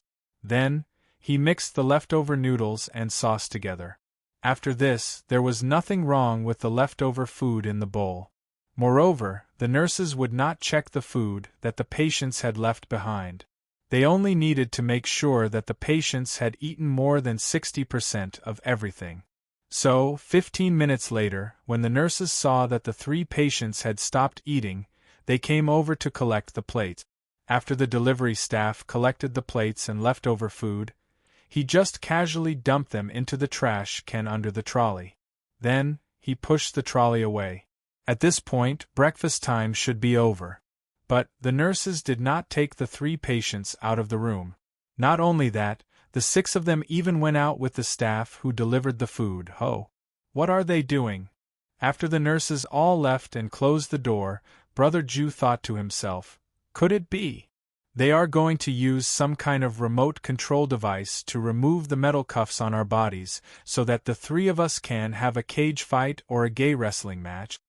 This speculation was just Brother Ju's inner thoughts. He knew that it was absolutely impossible. Such a fight would definitely leave scars on the patients' bodies. It could even lead to serious injuries or even death. Even if the effect of the medicine could erase the memories, it could not erase the physical injuries. Therefore, Feng Bujue was quite sure that there would not be any physical conflict. However, he really could not figure out what was going to happen in front of him. This was because Brother Ju knew himself very well. He knew yesterday, the day before, every day. At this time, Feng Bujue must have thought of leaving information about this period of memory to himself a few hours later. But, every day, he only got information about breakfast. He didn't have any clue about what happened after breakfast until the end of the interruption. And this kind of situation undoubtedly aroused Brother Ju's curiosity. Square nails, round nails, big nails, small nails, black nails, white nails. A minute passed quickly. The skeletal faces chanting became louder and louder, and the whole room echoed his unclear lines. I say, brother over there. At this time, Feng Bujue opened his mouth. He did not talk to the skeletal face, but tried to talk to another guy who looked like a psychopathic murderer. Although I know you may not be able to answer me, but I still want to ask. Do you know what will happen next? The man obviously heard this sentence, but he just turned his head to look at Brother Ju and did not say anything. Time passed in this subtle atmosphere. As the process of no progress and inexplicable became longer, Feng Bujue became more and more uneasy. Today, he did not need to leave any information about himself a few hours later because he did not take the amnesia pill. And the thing that made him uneasy was, even if he wanted to leave any information, there was no reason for him to do so because nothing really happened. He just sat there with the 2 strange patients for more than half an hour, and during this time, he kept thinking about random things. Just when he was about to hit the table with his head to see if anyone would care about him, the door to the exit suddenly opened. 6 nurses walked in, chatting and laughing. They unlocked the 3 patients from the chairs and prepared to bring them back to the ward. At this moment, Feng Bujue finally understood the truth from the conversation between the nurses and the smell in their mouth. and the truth made him feel an intense pain in his balls. In fact, during that period of time, nothing special happened. The reason why the nurses left the 3 patients here was to let them out for some fresh air. According to the regulations of the higher-ups, even if the patients were kept in solitary confinement, they had to be let out for some fresh air at least once a day. In order to simplify this matter, the hospital finally came up with a solution. Every morning, after the patients came out to wash up, there was no running water in the ward, so they had to come out to wash up. They would be brought to the room where they could see the sun for breakfast. After breakfast, the nurses would leave the 3 patients here for a while as a way to let them out for some fresh air. While the 3 patients were sitting in the room in a daze, the nurses who were in charge of the ward rounds could also check their rooms. First, they wanted to see if they had done anything strange in the room. Second, they wanted to check the hygiene. Anyway, as long as there was no serious contamination, such as the patients smearing feces on the walls, spitting and urinating, the nurses would not purposely clean up the room. Besides, why did the nurses go out? The answer was even simpler. It was because they also needed to have breakfast. Speaking of which, Brother Jew was innocent. In the past 20 days, he had never left any serious stains in his room. Therefore, when the nurses checked his room, they left right after they finished checking. They did not clean up or tidy up his room. Even if they had cleaned up his room once, Feng Bujue should have figured out the truth about the breakfast time. Unfortunately, they did not even once. As for why did they put the amnesia drug in his breakfast? At this moment, Feng Bujue realized that the drug was not used to make him forget the memory of a specific period of time. In fact, it was a drug used by the mental hospital to treat mental illness. On the first day he came here, the first sentence that the nurse outside the door said to him was, "I'm warning you, if you dare to yell Jeppo or Rankyaku and hit me again, it won't be as simple as changing your room and increasing the dosage of the drug. You'll have to wait for electroconvulsive therapy." And in this sentence, it revealed a very important piece of information, and that was, the hospital did not purposely hide the fact that they used drugs on him from Brother Jew, and in fact, the dosage had been increased. So how did the drug get used on him? Looking at it now, it was obvious. For breakfast, they mixed some unknown, strengthened version of the nerve blocker. For lunch, they added some pleasant, marijuana-like stuff, probably for antidepressants. For dinner, they added sleeping pills. In other words, Feng Bujue's amnesia was not a conspiracy, but simply a side effect of the drug. Previously, when Feng Bujue met Dr. Yuan, he had a memory lapse, which was also a good evidence. If the hospital deliberately made him suffer from amnesia, then Dr. Yuan would not have chosen to do the examination in the morning, and he would not have been baffled by Brother Jew's sudden memory lapse. Meow. After returning to the ward, Feng Bujue quickly figured out the ins and outs of the matter. After thinking it through, he naturally felt even more annoyed. I really despise myself. Feng Bujue was paralyzed on the ground. After investigating for so long, I thought it was the most important part, but it turned out to be the most insignificant part. His depression lasted for less than 2 minutes, and then he turned over and started to do push-ups. After all, whether this investigation was a detour or a quick investigation, it did not make much of a difference to him. The latter was nothing more than spending more time. Time was the one thing Feng Bujue did not lack at the moment. Every day, from the moment he opened his eyes, except for eating, sleeping, and going to the toilet, all the rest of his time was free time. And in the time that could be allocated freely, Feng Bujue only had one goal in mind: escape. After the conversation with Dr. Yuan, Feng Bujue had already formed an escape plan in his mind. He was a very efficient executor, so, when the idea came to his mind, he immediately started to exercise his body. A strong body was one of the basic conditions for a successful prison break. A fat man who panted after running a few steps, a skinny man who was as weak as a refugee, and a strong man who had a strong body and could parkour as if he was taking a stroll. It was obvious at a glance which of these three would have a higher success rate in a prison break.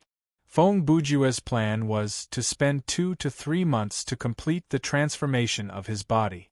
During this time, he needed to gather as much information as possible to come up with a more specific escape plan. At present, there were only 5 days left in the first month, and Brother Ju had gained quite a lot in this month. He had already mastered the daily schedule related to himself, all the recipes for his 3 meals a day, the distribution of his medicine, and the rationing of his daily necessities, and so on. Even if he was asked to escape immediately, he had a certain degree of confidence. But he was still prepared to wait because his body was indeed a little weak. Even though he had been training for more than 20 days, he had only improved to the level of a normal young man. According to Feng Bujue's idea, he had to train until he could kill someone with his bare hands before he could carry out his plan. After all, this is a body that has not done any exercise for more than 10 years. Every day is so painful. Brother Ju mumbled as he did push-ups. Thankfully, this body is not the kind that will gain weight easily, or else I would have to lose a few months' worth of weight loss first. So, this is a good thing. Also, I have to thank the diet here. Overall, it's quite balanced. Carbohydrates, meat protein, and vegetable fiber can all be eaten. Although it's not as good as the kind of diet that's specially made for fitness, it's still quite good to have such a combination. If I were really locked up in a place like a concentration camp, it would be even harder to improve my physical fitness. While he was thinking, he had already done 50 push-ups. With the physical fitness of this body, he had to stop for a while to do so, or else it would be bad for his muscles. Phew. There's still some time before the next patrol. I'd better take off my clothes first. Feng Bujue had just caught his breath when he decided to take off his clothes. Some people might find it strange. Why would he take off his clothes for no reason? In fact, not only did he want to take off his clothes, he also wanted to take off his pants. But why was he doing this? You'll understand if you read on. There's enough toilet paper too. Very good. After he took off all his clothes, Feng Bujue walked to the corner of the room to get some toilet paper. Here, I want to make it clear that if you're thinking the wrong way, it's your problem. I'm not the one who wrote it wrong. Life has always been a drama. Why should we care so much about gratitude and grudges? Brother Ju picked up the toilet paper and started to hum. As he hummed, he slowly unrolled the toilet paper and wrapped it around his body in a certain pattern. This scene was indeed a little strange. If a caregiver were to pass by and open the partition, they would see a naked man slowly wrapping himself with toilet paper and singing a tune. If I were that nurse, I would probably think that I did it the wrong way. I would reopen the toilet paper and leave quietly after confirming that it was the right way. I would then ask the doctor for some medication for mental illness so that I could chase this memory out of my mind forever. Alright, let's get back to the topic.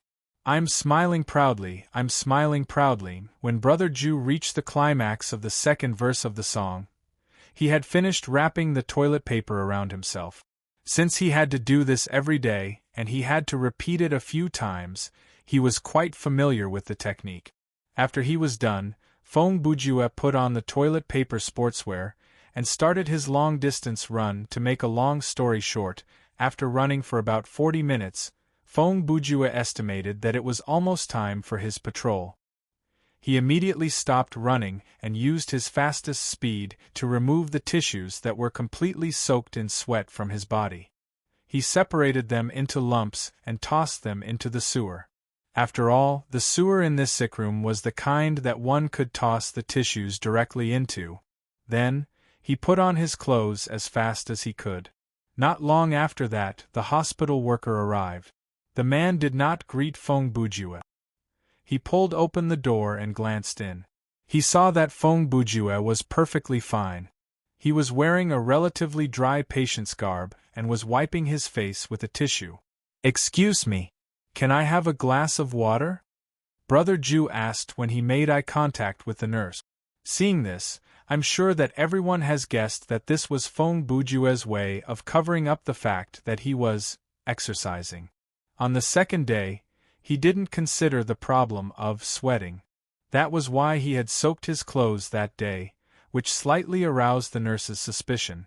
Therefore, after he took a shower and changed into a new set of clothes, he carried out this strategy.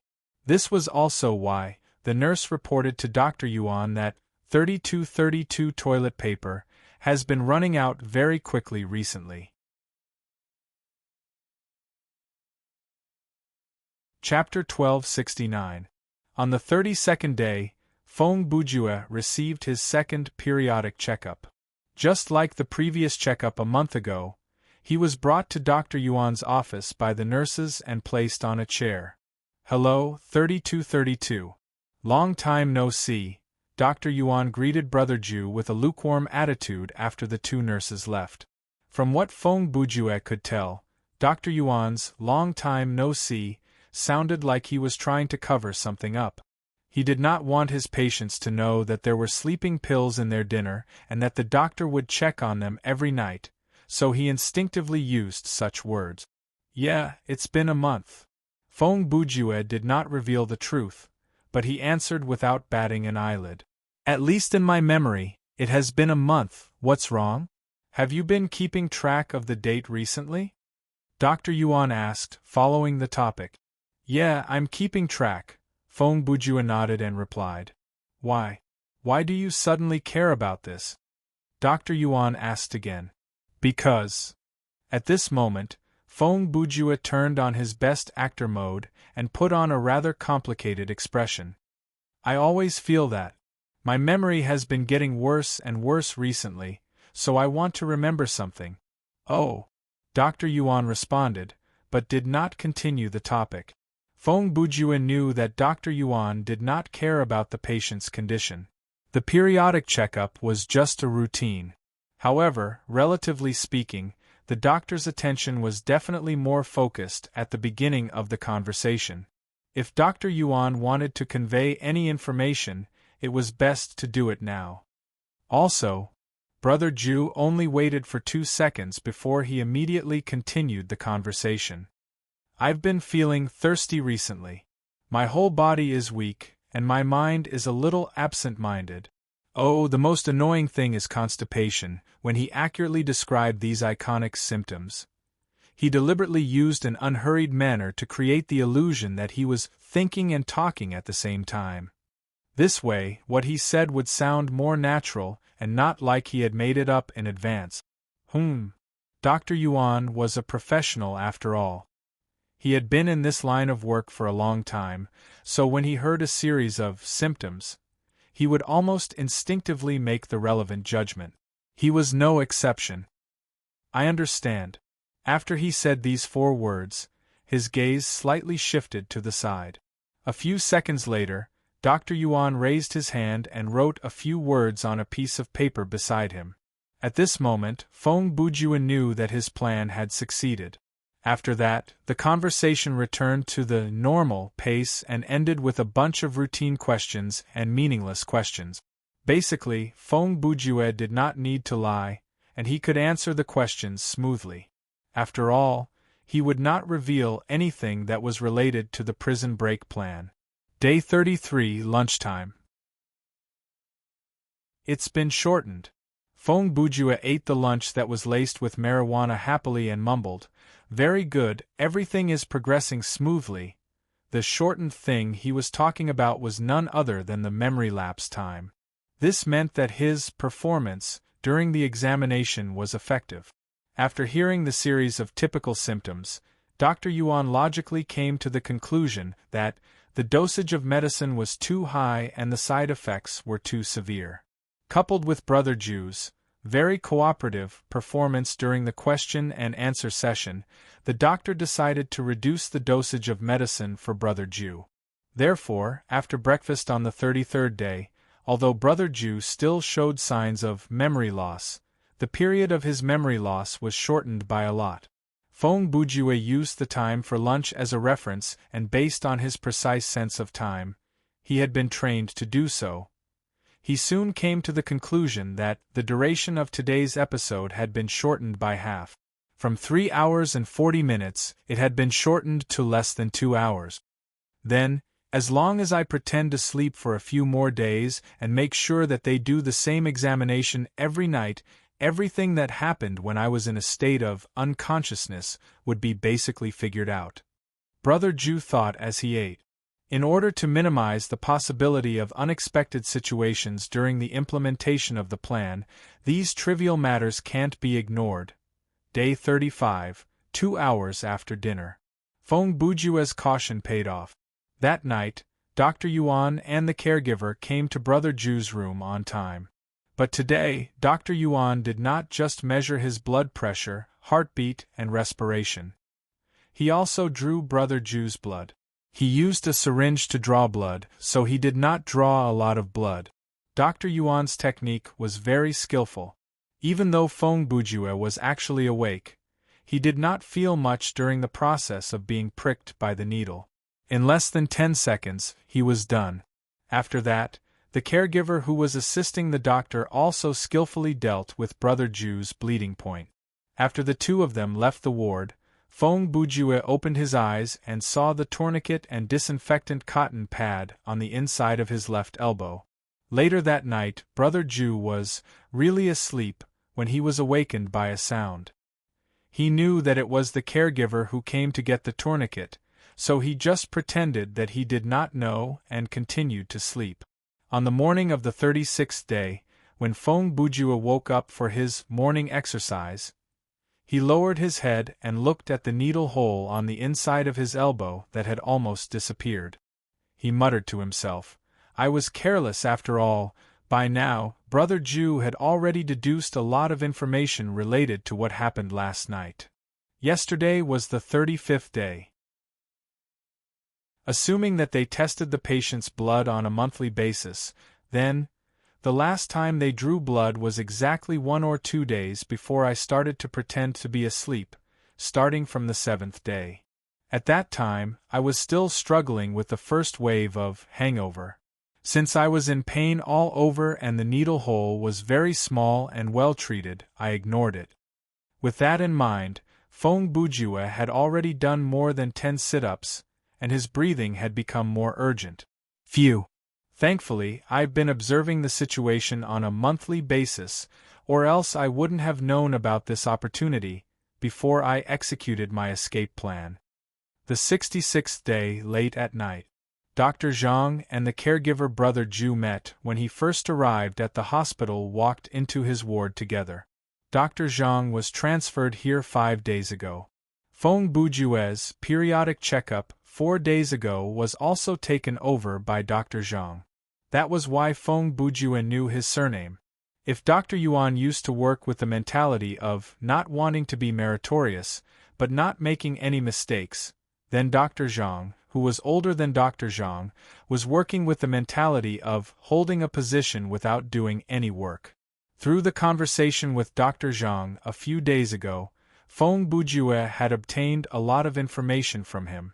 Anyone could tell that this man was very reluctant to work in White Sand Mental Hospital. From Dr. Zhang's words, he felt that a talent like him being put in a mental hospital for 2 months was no different from being exiled to the army. Dr. Zhang's principle of doing things was basically, as long as it's not something that must be done, it must not be done. Faced with such an unfamiliar face, Feng Bujue had to test and observe him. Therefore, starting from 4 days ago, Brother Ju once again stopped taking his sleeping pills. From the 37th day onwards, Brother Ju started to eat his dinner normally and stopped pretending to be asleep. This way, he could get more information on Dr. Zhang during the physical examination.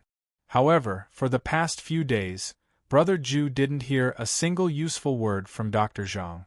In the past, Dr. Yuan would occasionally ask the caregiver about the patient's condition during the checkup.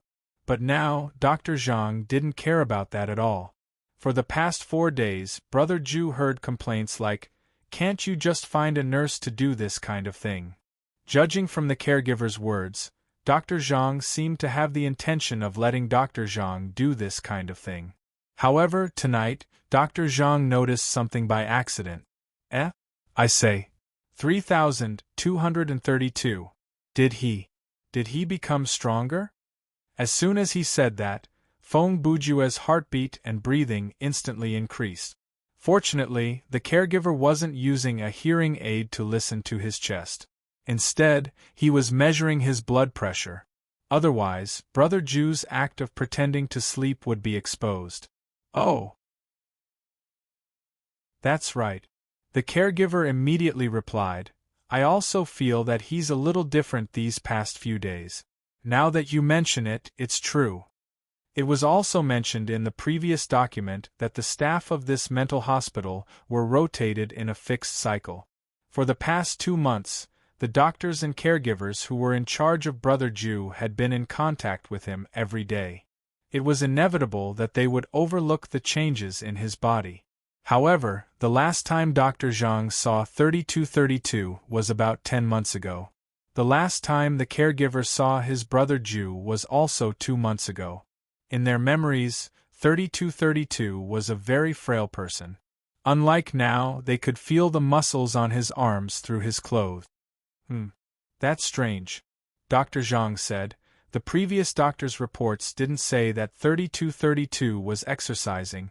At that moment, Brother Ju, who was lying on the ground, was grumbling internally. So, you did read the report, huh? The caregiver was also confused. I thought you didn't read the patient's reports? Hey, is it really okay for you to say that in front of him? He's a doctor after all, and his position is higher than yours. Brother Ju heard that and was worried for the caregiver. Unexpectedly, Dr. Zhang didn't seem to care. I don't read them. Just from this half of the sentence it could be seen that Dr. Zhang's slacking work style had long been known to everyone, and he himself had no intention of hiding it. But, half a second later, the second half of Dr. Zhang's sentence was even more shocking. Only 3,232's report. I'll still read it because his fantasies are quite interesting, and I can use it as a novel to pass the time. Motherf ** cur. Before the caregiver could finish, Brother Ju cursed in his heart. I didn't hear from old Chen, who changed shifts with me, that 3232 was exercising, the caregiver said thoughtfully. While they were talking, Dr. Zhang had finished measuring Brother Ju's blood pressure and was about to use the hearing aid to listen to his chest cavity. This is bad. Feng Bujue said, my heart is beating a little too fast, and I need at least a minute to adjust to a state close to sleep. If he listens to it now, perhaps it was luck or misfortune. At that moment, Dr. Zhang, who was about to place the hearing aid on Brother Ju, suddenly did something that Brother Ju did not expect. Hey, why don't we take off his clothes and take a look? Dr. Zhang said to the caregiver. When the caregiver heard the suggestion, he was stunned for 2 seconds, but he quickly understood what the doctor meant. Oh, okay, I also want to see whether he is exercising or not. What the F***? Feng Bujue, who was lying there, was shocked. He roared in his heart, what are you two doing? This light, moon, sky, dark, changes, wind, sun, high, bright, plundering, heaven, plundering, earth, place, is there still any law and order? Unfortunately, Feng Bujue's inner screams couldn't change anything. Dr. Zhang and the worker very deftly undid the buttons on Brother Ju's patient's garb one by one, and they pulled it open. Whoa, what's going on? After taking a look, the caregiver exclaimed, he has abs. Dr. Zhang didn't just take a look, he also pinched Brother Ju's arm. His chest and biceps are beyond the average person's level. He is obviously exercising, and it's a high-intensity exercise. Just like that, the thing that Feng Bujue had worked so hard to cover up for 2 months was exposed so easily. Now, Brother Ju could only pray that the two wouldn't connect this to his plan to escape from prison, But, he never thought, speaking of which, he's a psycho, why would he suddenly exercise? The caregiver's next sentence was, could it be that he wants to get stronger so he can escape? You're a god. Fong Bujua roared in his heart again. You must be the legendary detective Maori Kagoro. Maybe he used some method to cover up the fact that he is exercising so that we would lower our guard. Dr. Zhang then said in a very calm tone. Good, good, good. You've got guts. Fong Bujua was speechless. Just as he was considering whether or not he should immediately explode and carry out his escape plan in advance. Ha ha ha ha ha. Suddenly, Dr. Zhang and the caregiver both burst into laughter. Ha ha ha ha. Doctor, you really know how to joke. Ha ha. You too. If this is true, then we're not locking up a psycho here, we're locking up 007. He's not a psycho to begin with. I wanted to correct you just now, he's a psycho. The two are different. So, the two of them changed the topic in this happy atmosphere. Obviously, they didn't take Brother Ju's exercise seriously at all.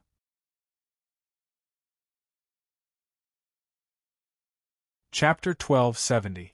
In the days that followed, Fong Bujua simply gave up on covering his track. Although he would still stop exercising and ask for drinking water when the caregiver patrolled the area, he no longer took off his hospital gown to exercise. Anyway, with his current physical condition, it was not difficult for him to complete his daily training target. He would not sweat as much as he did in the first few days. Just like that, the days passed. The day when Fong Bujua would carry out his plan was getting closer and closer. Day 94 night. Today was the day of the blood test. It was also the day that Fong Bujua had been waiting for, the day of his escape. 2 hours after dinner, Dr. Zhang and the caregiver entered the ward on time. At this time, Fong Bujua was naturally awake. He quietly waited for Dr. Zhang to take his blood pressure. He also calmly mixed in with the auscultation of his heartbeat and breathing. Until he heard the sound of Dr. Zhang taking out a syringe. Suddenly Fong Bujua, who was lying on the ground, suddenly opened his eyes. He stretched out his leg and tripped the caregiver who was standing beside him. At this moment, the caregiver was naturally shocked and caught off guard. Dr. Zhang, on the other hand, entered a state of panic after being frightened and did not know what to do. He retreated to the side of the wall in panic. Only Fong Bujua had a clear goal and moved quickly. He strode forward and picked up the empty syringe that Dr. Zhang had left on the ground. Before the caregiver could get up, he grabbed Dr. Zhang by the throat and held him in front of him. Don't move. Brother Ju, who had the situation under control, immediately shouted at the caregiver. He pressed the syringe in his hand against Dr. Zhang's neck. Dr. Zhang was around 50 years old. His physical condition was considered weak among his peers. He was definitely not comparable to Fong Bujua. Moreover, he was so scared that he almost peed his pants. It was obviously impossible to expect him to break free from Fong Bujua's grasp. Don't do anything rash, the caregiver said as he retreated toward the door. If you take one more step back, I will kill him. Fong Bujua saw through the other party's intention and immediately responded in a cold tone. He then slightly inserted the needle into Dr. Zhang's skin. Don't. No. In the next second, Dr. Zhang screamed like a woman, but he didn't know what to say. He could only repeat the word, don't. Okay. I won't move. You. Don't mess around. The caregiver was also stunned. He could tell that Fong Bujua was serious. As long as you don't play any tricks, I won't kill anyone. When Fong Bujua saw that the patient had indeed stopped moving, he retracted the syringe in his hand. Now, please face the wall, stick to the wall, slowly move over there. Then, Brother Ju instructed the caregiver. The latter had no choice but to do as he was told. I advise you not to try anything funny. There are many ways to kill a person. Other than injecting air, there are other faster and more direct ways. Both of you know that I train regularly. Even if I don't use this syringe, it's easy for me to kill someone with my bare hands." As the caregiver moved, Feng Bujue continued to say the same thing. After all, the room was small and the caregiver's body was relatively sturdy. If he suddenly pounced on them, it would be hard to say what would happen. Therefore, Brother Ju used words to distract the caregiver so that he wouldn't have time to think about anything else. He also continued to exert psychological pressure to suppress any thoughts of resistance. "Stop. Okay, stop there. Now, slowly lie down." When the caregiver came to a corner further away from the door, Feng Bujue ordered again. "You won't be able to escape." The caregiver did as he was told and said, "Stop before you cause any harm. Thank you for your advice." However, Feng Bujue replied in a lazy tone, "Unfortunately, I don't see any benefit in stopping, and I don't see any price to pay for not stopping." He was right. To him, if he stopped now, it would mean that the operation would fail, and he would face harsher detention conditions in the future. However, if he continued, there was a chance that he would succeed. Even if he failed in the end, the result would be no different from stopping. After all, he was already an indefinite person. "Dr. Zhang, for the sake of your current wife and child, and your former wife and child, I suggest that you cooperate with me." After replying to the caregiver, Feng Bujue spoke to Dr. Zhang in a low voice. "If you die in the hands of a lunatic who has no means of compensation, it will undoubtedly be an unbearable blow to your family." "You? How do you know that I?" Dr. Zhang asked almost instinctively after hearing this. "Of course I know." Feng Bujue did not wait for him to finish his question and continued, "When I first met you, I knew that you were divorced a long time ago. You and your ex-wife's child is about to go to university. Your current wife is about 10 years younger than you, and your child is still in kindergarten. You use a manual razor to shave, you have to look at something when you poop, and you never take off your watch when you wash your hands. It's not that you forgot, it's just that you're too lazy to take it off, because your omega is fake." As Feng Bujue continued, Dr. Zhang's expression changed drastically. Even the caregiver who was lying on the ground was shocked. Obviously, everything that Brother Ju said was spot on. This level of reasoning was just a basic skill for Feng Bujue. Through his interactions with Dr. Zhang, he had already gathered a lot of information. Coupled with the sporadic conversations he overheard from the caregiver and what he heard when he pretended to be asleep, it was not surprising that Brother Ju was able to come up with all this. "All right, I think you've understood the main point of my speech." Then, Brother Ju began to bluff him. "You should think about what you should do next." He first did some calculations for Dr. Zhang. If the patient escapes, it's the country's problem. If you lose your life, it's your own problem. Then, he started to bluff again. "I'm still young. Even if I can't escape today, I'll escape one day. It doesn't make any difference to me, but it's different for you. If you cooperate with me today, then everything will be fine. I won't have anything to do with your life anymore. But if you don't know what's good for you, then, one day, I'll make you, your family, and even your future generations pay the price." Every word of his was like a cold current. It penetrated Dr. Zhang's skin and converged into an invisible hand in his body, gripping his heart tightly. Who are you?" Dr. Zhang didn't know why he asked such a question. "Humph." Hearing this, Feng Bujue sneered. "Didn't you read my report? You should know very well who I am, right?" Chapter 1271. Feng Bujue had successfully escaped. Things had progressed much more smoothly than he had expected. It was so easy that he felt like he was being unreal. In fact, according to Brother Ju's original plan, there was a 90% chance that his first prison break would fail.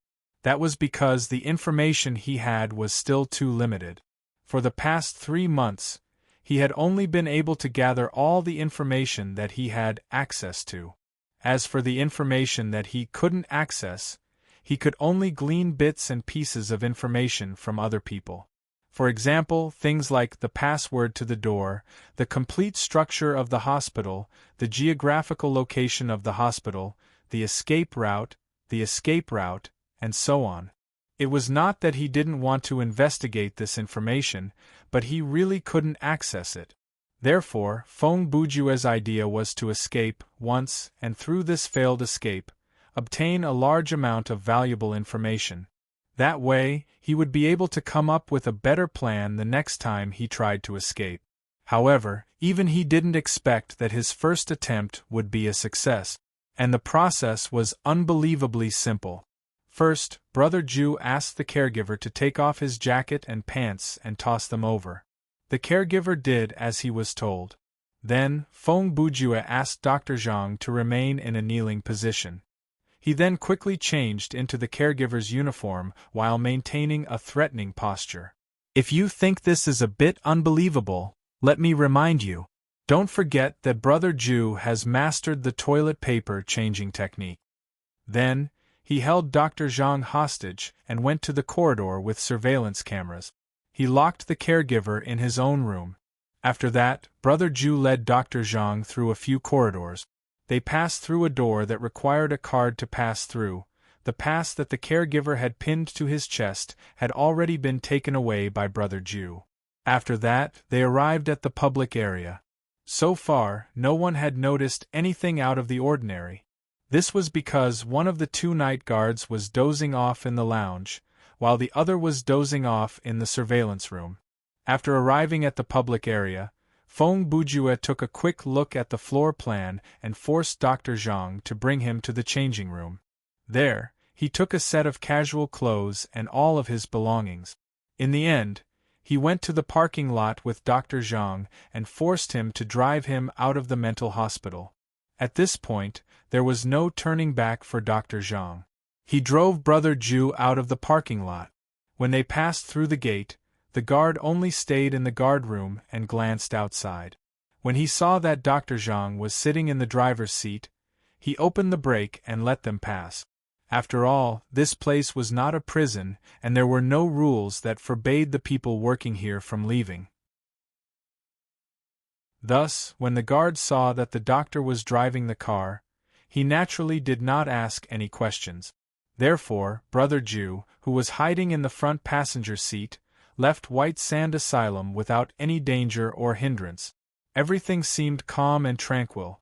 It was so smooth that it was disconcerting, so simple that it was boring. But it was reasonable.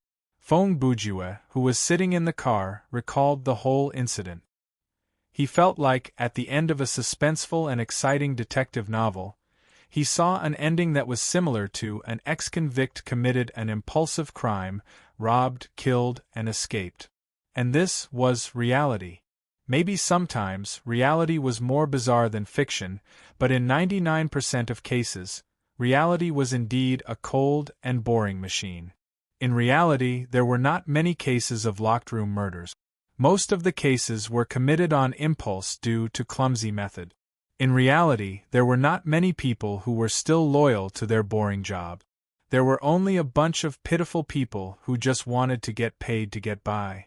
No matter what class they were in, they were always dissatisfied with their lives. In reality, there were not many Long Aotian and Mary Sues. The world was filled with countless mediocre and despicable people who thought they were better than others. In reality, there were not so many coincidences, fate, and miracles. In reality, there was only reality. Humans created fantasies and wandered freely in their fantasies because there was too much helplessness in reality. It was cold, sad, and difficult for people to move forward. But this world needed reality. In the unseen world, there was a scale, and at both ends, light and darkness coexisted. Infinity, space, and eternity, time, coexisted. Fantasy and reality must also coexist. People could not only live in fantasies and use dreams as an excuse to waste time and deceive themselves. People could not live without fantasies. Otherwise, they would be walking dead, and there would be no difference between life and death. His thoughts stretched, and when he thought of this, Feng Bujue was enlightened, and the look in his eyes changed. I understand now, he murmured. This is indeed reality, a real world, and I don't belong here. Whoosh! At this moment, Brother Bujue suddenly heard the sound of wind whistling in his ears. Then, his eyes were blinded by a dazzling white light. When he opened his eyes again, he found that he was already sitting on a comfortable sofa. The mental hospital, the car, the night, everything outside the car window. It all seemed like a dream that had never happened and never existed. At this moment, he was surrounded by light and shadow, fog and time and space intertwined. It was an illusion. Although it seemed to have changed a lot, Feng Bujue could still feel that this was his temple of thought. Ah! He looked at the scene around him and laughed dryly. This is strange. I remember there were 7 people here. Are you referring to this group of people? The next second, a voice identical to his suddenly sounded. In the blink of an eye, another Feng Bujue appeared in front of him. At the same time, on the ground around his sofa, there were 5 corpses. They were 5 Feng Bujue wearing purple long suit. Ho! Brother Bujue looked at himself in front of him, who was still alive, and said, What's going on? Did you kill them all? No. The other Feng Bujue replied, It was you who killed them all. Is that so? Feng Bujue asked. Yes. The other Feng Bujue replied. Then should I kill you now? Feng Bujue asked again. What do you think you're doing here? The other Feng Bujue asked with a smile. Then why should I do this? Feng Bujue asked again. Kill me, and you'll understand everything. The other Feng Bujue said as he reached out and grabbed a Western-style kitchen knife. You'll understand it was you who locked yourself in a cage. He took the kitchen knife and walked towards Brother Bujue. You'll understand it was you who created the 6 of us to watch over you. He handed the handle of the knife to Brother Bujue, knelt on one knee, and put the tip of the knife to his throat. You'll also understand the truth that you buried and forgot. After that, he grabbed Feng Bujue's hand and pulled hard.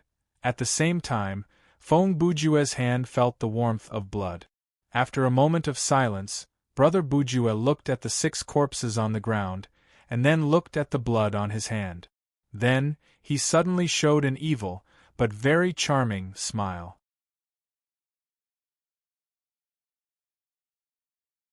Chapter 1272. With the reappearance of the huge traction force, Feng Bujue returned to the space base in the ZD system. The scene in the conference room was exactly the same as before he left. Welcome back, Feng Bujue. The Black Hole Queen's voice immediately sounded. Ha! Feng Bujue replied with a smile. I wonder, by coming back, do you mean coming back to this place or coming back in a different sense? Both, the Black Hole Queen replied. So, you knew from the beginning that I would succeed? Feng Bujue asked again. For me, there is no beginning or end, knowing is knowing, the Black Hole Queen said. The Black Hole Queen continued. The me who is talking to you now and the me who has never met you 50 years later. There is no difference in our memories, because an existence like me is not bound by time in this dimension. Oh!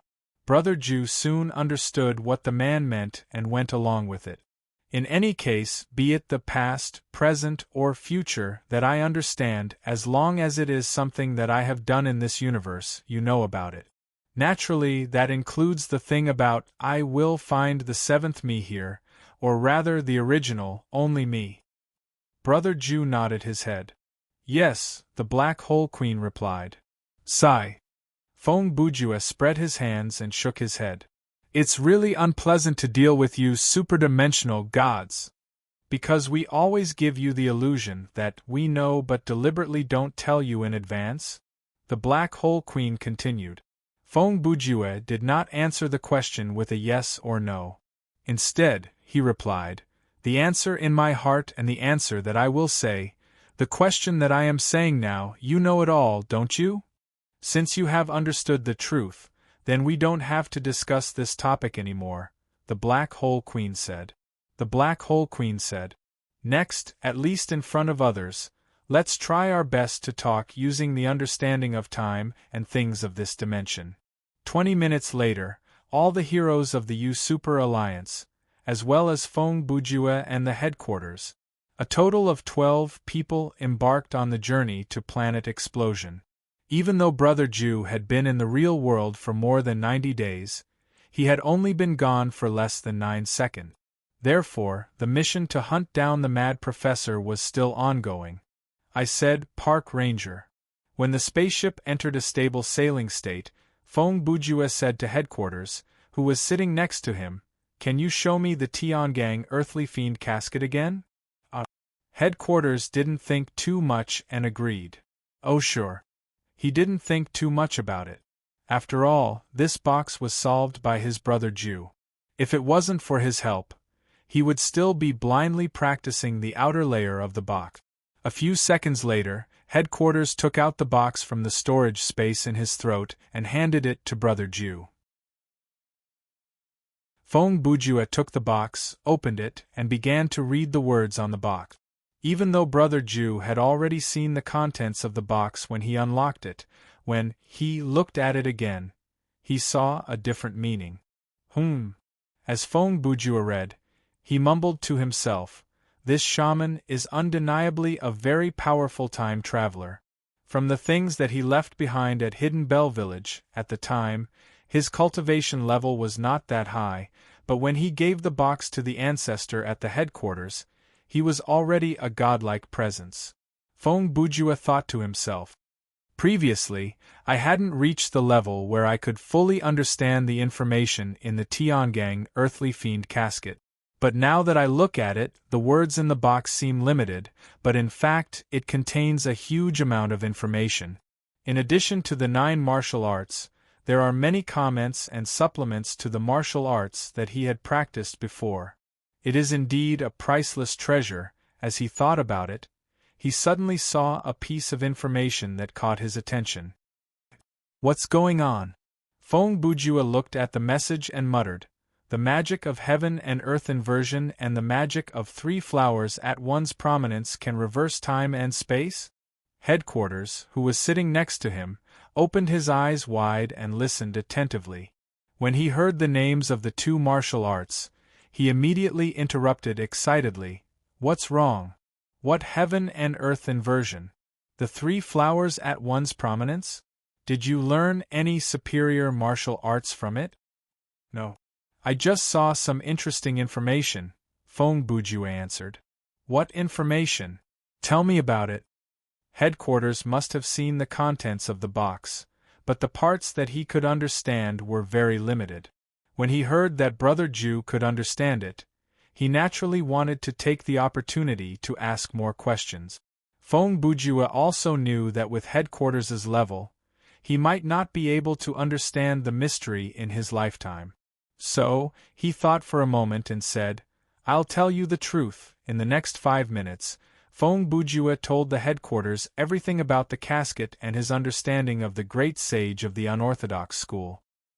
He also made it clear to the headquarters that the content of the casket, based on the headquarters' own understanding, was very limited. That's right. When headquarters heard this, he thought, "Is this fellow trying to trick me and make me feel that this thing is useless in my hands, so I should just give it to him?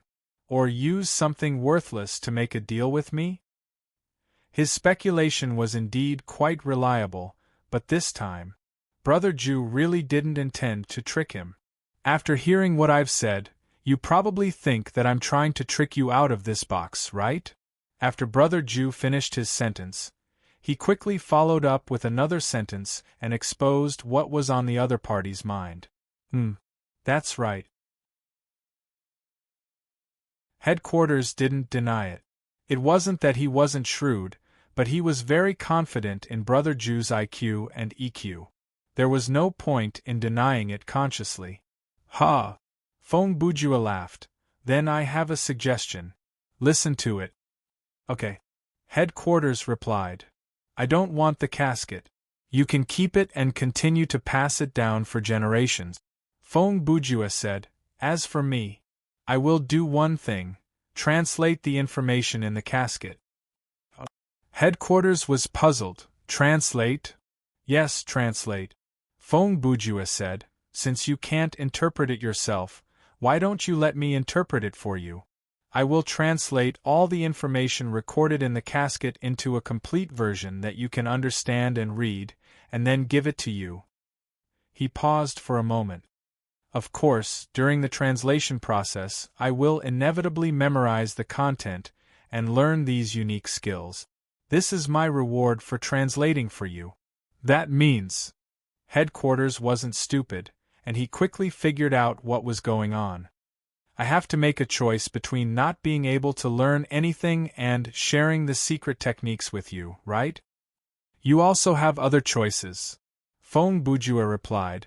For example, slowly understand it by yourself, or give it to someone you trust more who can interpret the information.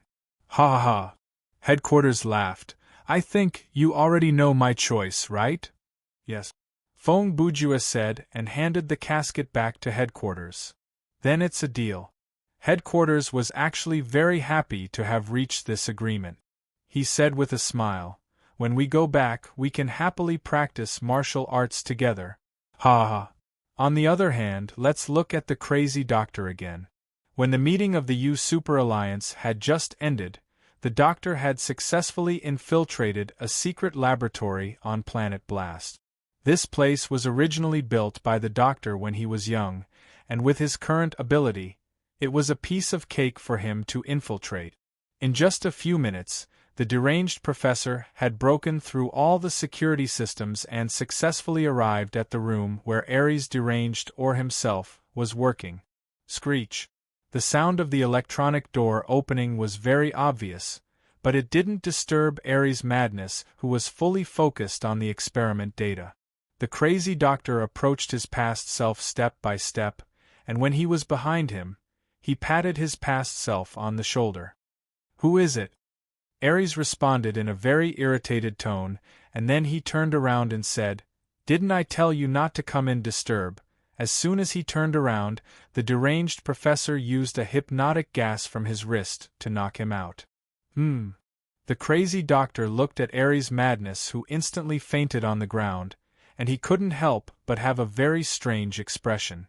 Even for someone like him, it was impossible for him to have thought about what kind of expression he should put on after knocking his past self to the ground. That's enough. Just as the doctor was about to bend down and pick himself up, suddenly there was a loud shout from behind him. The crazy doctor turned around and saw a man in blue tights at the door of the room. The guardian of Planet Blast, Gangster, is here. Gangster was like his name, very strong, and very chivalrous. He was a very typical old-school superhero, and his personality was honest and upright. His ability was also very direct physical strengthening. His fighting style was based on head-on combat, and he didn't do any sneak attacks from behind. Not only that, but before he made a move, he would announce his name and give his opponent a chance to surrender. Sir, I don't know who you are, but your actions of destroying the space station and killing many innocent people is a serious crime. Strongman stood majestically and pointed at Dr. Deranged. Now, please leave Dr. Deranged on the ground and surrender. Otherwise, Gangster, will mercilessly punish you. The deranged professor interrupted him and finished his unfinished line. Then, he smiled and continued, Cox, after so many years, I really miss your cliché. What? At this moment, Gangster was obviously shocked. His name was indeed Cox, but his identity was a secret. Even if there were a few people who knew the truth, it was definitely not the stranger in front of him. Very surprised, right? The crazy doctor continued. But from my point of view, rather than calling our meeting an accident, it would be better to call it an irony. He was right. This scene was too ironic because, in the future, Gangster and the crazy doctor were known to be enemies. Of course, the current them were not that kind of relationship. At this point in time, Gangster was still a rising hero on Planet Blast, and Ares Madness was still a proper scientist. A few years later, when Ares Madness became a supervillain under the name of the Crazy Doctor, Gangster was also registered as one of the first galactic heroes of the Space Super Alliance. From then on, the two of them engaged in a battle that lasted 30 years. During this time, Gangster foiled many of the Crazy Doctor's schemes and even managed to capture him a few times. On the other hand, the Crazy Doctor made Gangster suffer a lot and even managed to escape from prison a few times. Even though the deranged professor had already seen through Gongli's identity in the first year of this battle, he had never used this fact to his advantage. He did not harass Kaz's family or friends, nor did he interfere with his life. This was because the deranged professor believed that Gongli was a worthy opponent. Until that day 20 years ago, Gangster was dead. The one who killed him was not the Crazy Doctor, but a supervillain from another planet. The criminal wasn't very strong, but his ability allowed him to easily see through the hero's identity. So, he kidnapped Katz's family and used them as a hostage to kill Ganglion easily. When the Crazy Doctor found out about this, he found the supervillain within 3 universe weeks and tore him to pieces. From then on, the Crazy Doctor changed. He gave up all his principles and sneered at the idea of being a hero. Just like what he said to Fong Bujua on Warm Ocean Planet, those who carried the title of hero were the easiest to deal with. "Alright, Cox, I don't want to get entangled with you. Get out of my way." The Crazy Doctor saw that Gangster was in a daze, so he continued, "Don't force my hand, that's impossible." Gangster was stunned for 2 seconds before he regained his composure. "Even if you know my identity, I will not be swayed." "Is that so?" the Crazy Doctor muttered. Then, he raised his hand and clenched it gently. Bang! In the next second, the planet-level strongman's body exploded just like that. Blood splattered everywhere, announcing the end of his life. There was no way he could be saved. "I am no longer the man you used to know, Cox." The Crazy Doctor retracted his hand and looked down with a complicated expression. "Whether it is in terms of power or mentality." He took a deep breath and continued, "Since you are destined to die on the path of hero rather than die in the hands of a nameless nobody, why not let me, the future overlord of the universe, personally send you on your way?"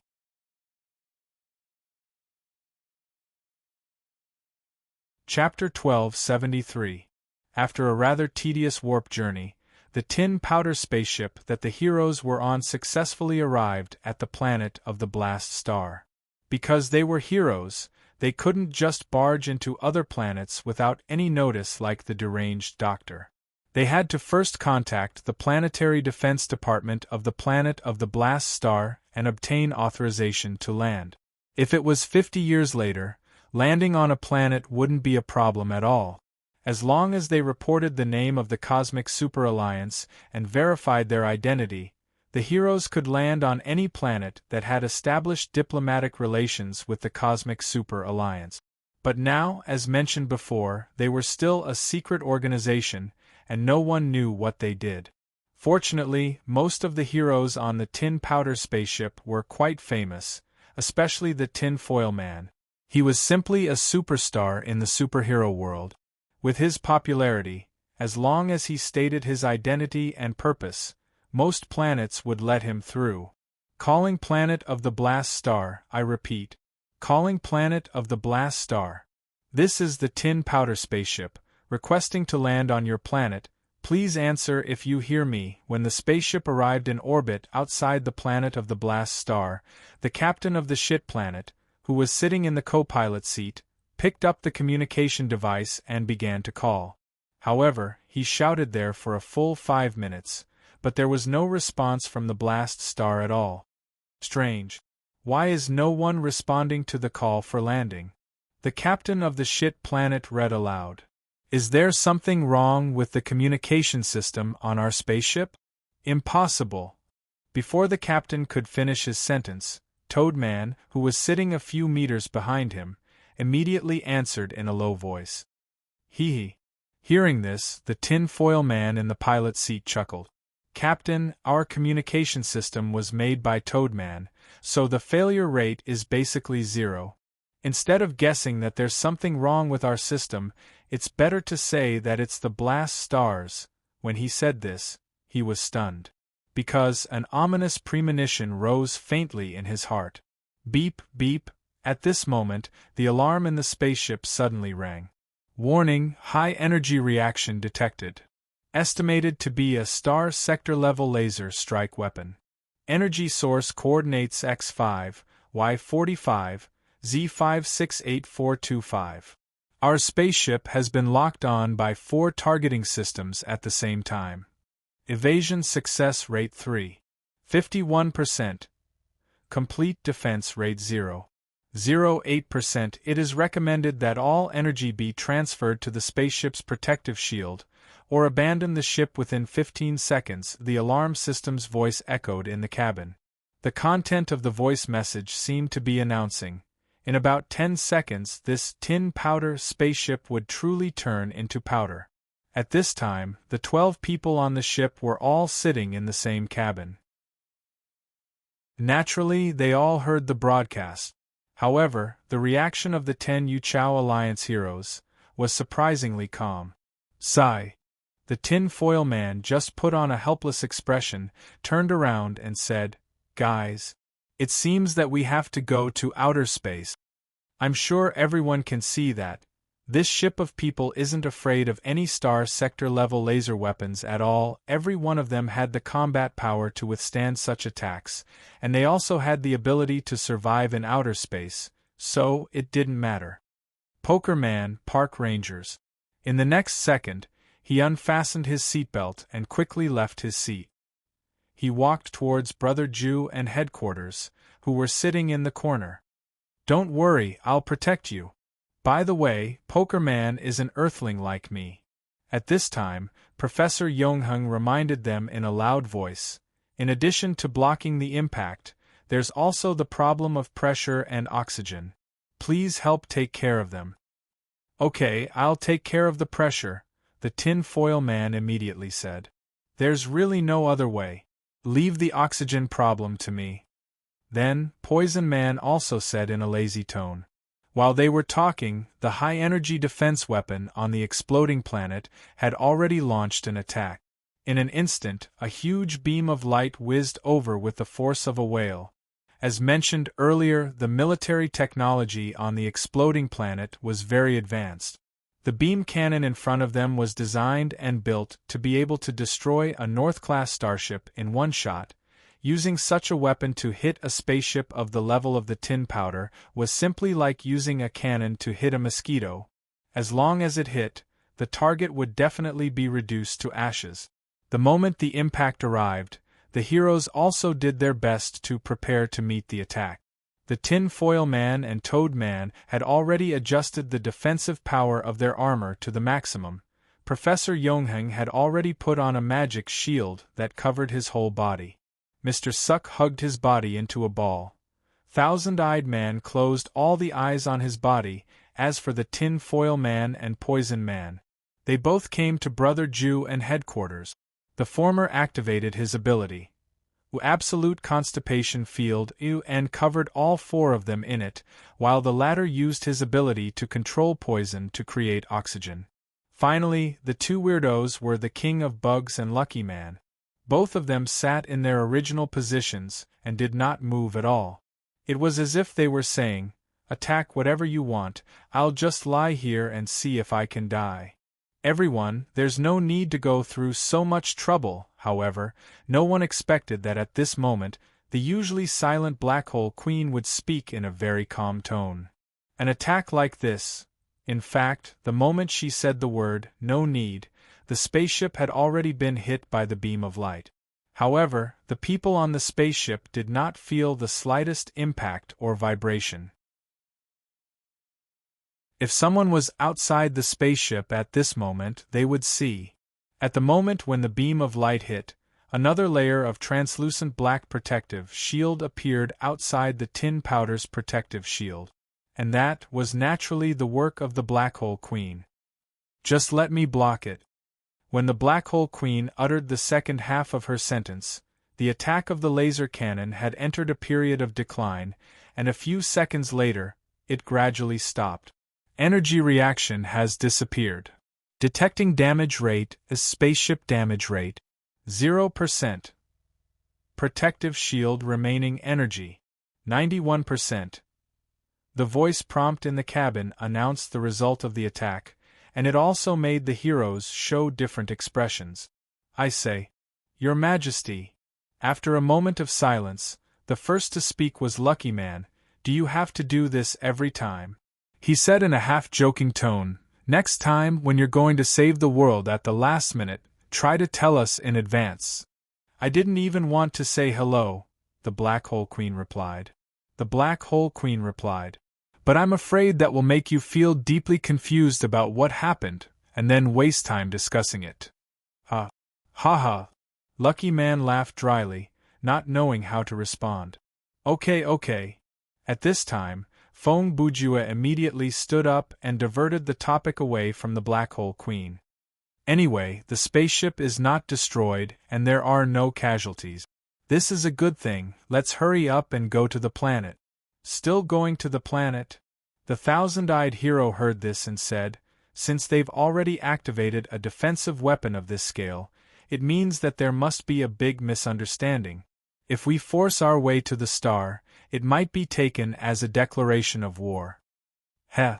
What misunderstanding? Fong Bujua laughed. That laser just now, does it look like it was launched under the premise of a misunderstanding? He's right. Before Brother Ju's voice trailed off, Toad Hero immediately echoed.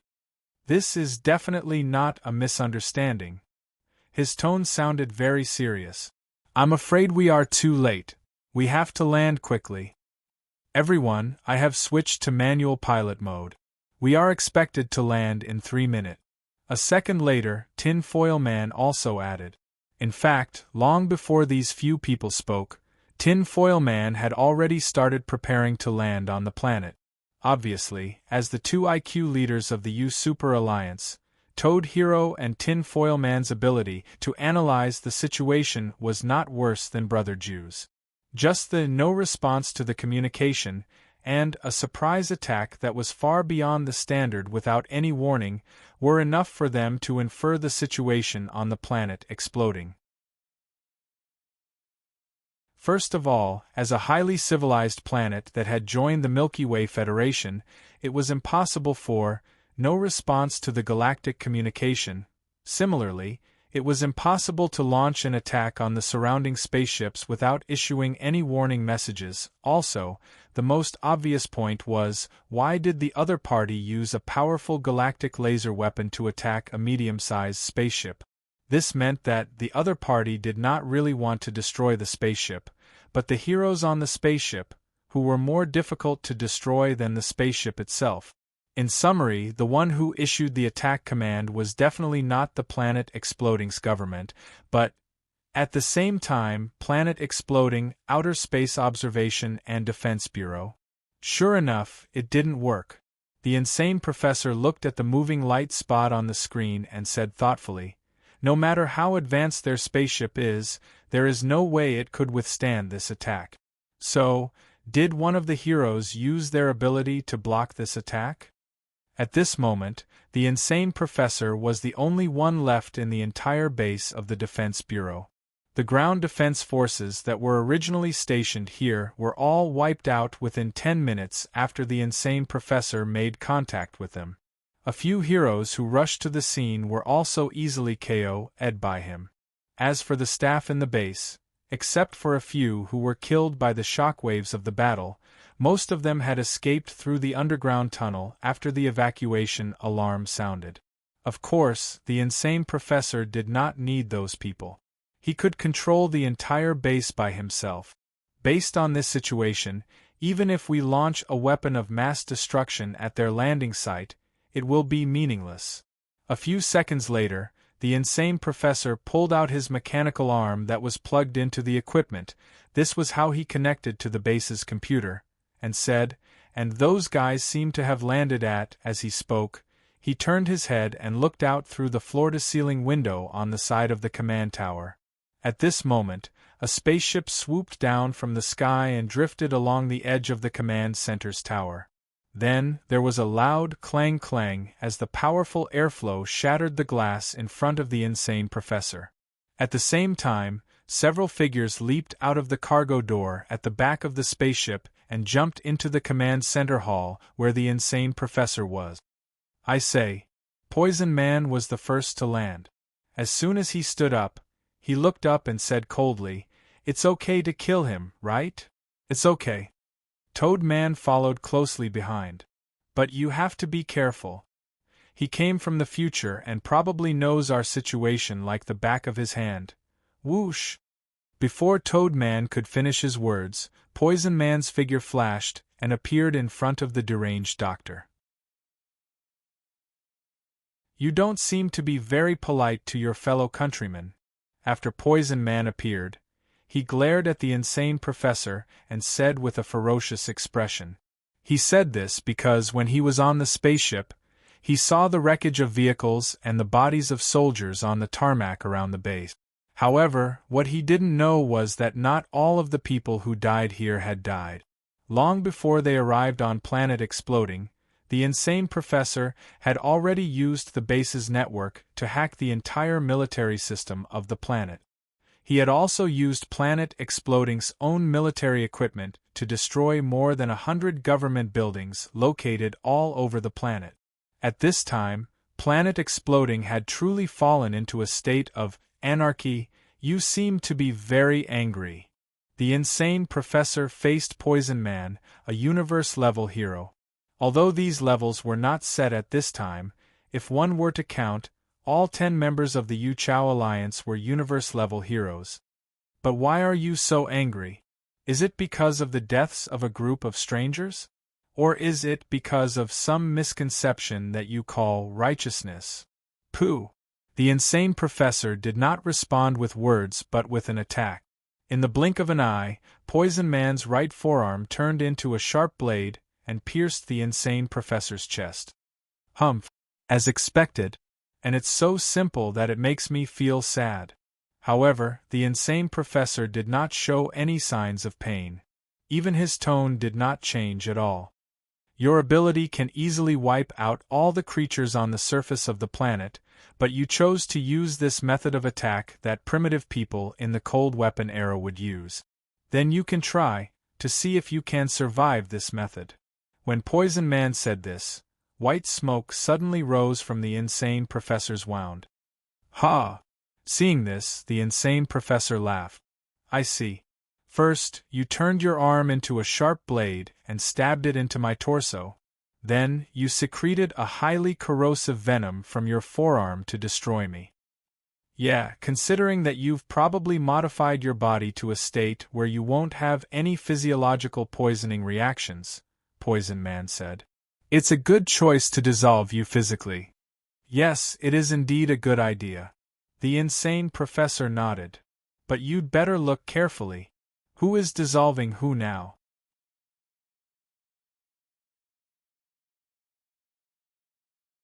Chapter 1274. There was no doubt that Poison Man was very strong. First of all, his basic ability was already heaven-defying, which was the ability to create poison with his body. Poison Man could generate new toxins that did not exist in this world at any time, anywhere, and as he pleased. The toxicity and effect were all determined by him. For example, he could create a poison that only targeted humans. This poison was harmless to all other animals and plants, but it would kill humans as soon as they came into contact with it. Of course, he could also set this poison so that it would not kill anyone at first contact, but it would definitely kill them after a period of time. Moreover, it was very infectious and spreading. He could even create a long-term parasitic toxin that could not be metabolized by the human body. He could then infect and mutate all the humans on the planet. For example, he could also create a poison that targeted only one person, and then release a large-scale poison explosion in the approximate area of that person. As a result, only that person would be poisoned, and the other creatures around him would be fine. In short, the time of onset, the degree of pain during the onset of the poison, the process of death, the state after death, and so on. All the details of the physiological changes caused by the poison could be controlled by Poison Man. The most important thing was that there was no antidote in the whole universe that could detoxify the poison he created. Only his own body could create the elements to detoxify the poison. Seeing this, everyone should have thought about it. If this guy was a supervillain, or if he was ready to rebel against the Yu Chao Alliance one day, I am afraid that 90% of the heroes of the entire Yu Chao Alliance would be killed by him in a universe week. The above was just his basic ability. There were many other ways to use Poison Man's ability. For example, he had planned to use his body to create oxygen on the spaceship. This was a high-level application after research and development. Similarly, he could also create many other elements. For example, corrosive substances, ultra-high temperature or ultra-low temperature venom, these were all at his fingertip. In addition, his poison could not only be used to kill people, but it could also be used to treat others. It could even cure some diseases that could not be eliminated by medicine. Finally, in the field of physical skills, Poison Man was also very strong. The basic ability of his body in the normal state was similar to that of a planet-level melee hero, such as Iron Man, and he could also transform to a certain extent. He could transform into an extremely hard weapon composed of poisonous solid materials. What was even more ridiculous was that he could not be killed by any form of attack. Even if you tore him into pieces, squeezed him into liquid, threw him into magma, or even evaporated him into gas, he could still recover. This was a universe-class hero. And there were 9 other people who were as ridiculous as him. This is. Poison Man looked down and realized that his forearm, which had turned into a sharp blade, had disappeared. Only then did he realize that the thing that had turned into white smoke was not the mad professor's body, but his own arm. If I tell you that I've already planted a poison that can kill you in my body, I don't think you'll believe me, right? The deranged professor continued. Someone else has tried this before. Poison Man snorted coldly and immediately activated his ability to secrete toxins in an attempt to restore his arm. However, right at this moment, the remaining half of his arm also disappeared. What? This time, Poison Man finally showed a hint of surprise. How is this possible? As a creature, you are very strong. It took me a lot of effort to find a way to kill you, the deranged professor said calmly. In the future, I collected hundreds of samples of toxins that were created by you and still remain in the world.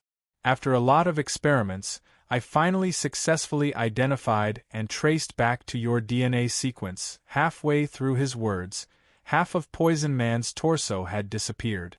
Don't try to heal yourself again. It will backfire. Toad Man saw the problem at this moment. He immediately roared and stepped forward to pull Poison Man back. Don't move. Leave it to me. As he spoke, Toad Man had already taken a test tube from his belt and inserted it into the injection slot on his vambrace. He then injected it into Poison Man's body. At the same time, Mr. Suck and Thousand-Eyed Man, who had jumped out of the plane with the 2 of them, stood in front of their 2 companions and confronted the deranged professor. This is the weakness of a creature. The deranged professor had no intention of pursuing the victory.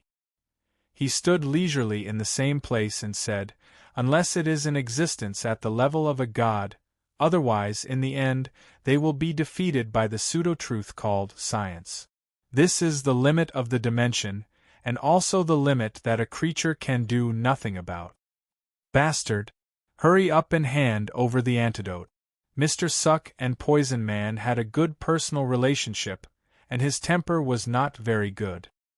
He ignored the deranged professor's words and just threatened him sternly. "I didn't prepare that kind of thing," the deranged professor replied. "When Poison Man inserted his hand into my chest, it was tantamount to announcing his own death." As he spoke, he tilted his head and glanced at Toad Man in the distance. Even if Toad Man injected him with the life-stalling agent, it would not change the result. He just delayed Poison Man's death slightly. "You!" Mr. Suck was furious when he heard this.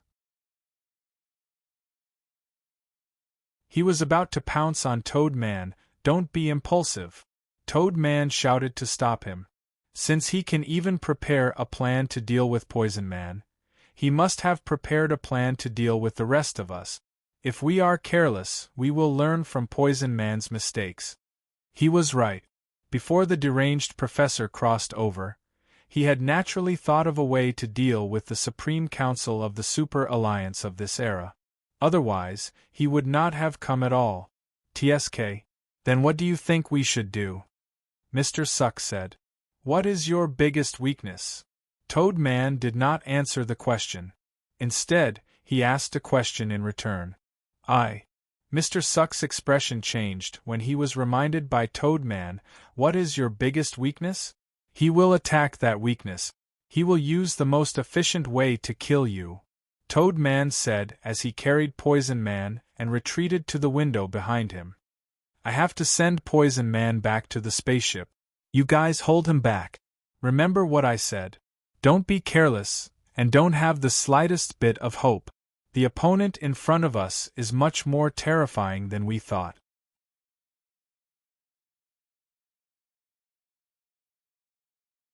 Chapter 1275. On the other hand, the Tin Powder Spaceship. At this time, Tin Foil Man had the spaceship suspended in the air, waiting to see what would happen.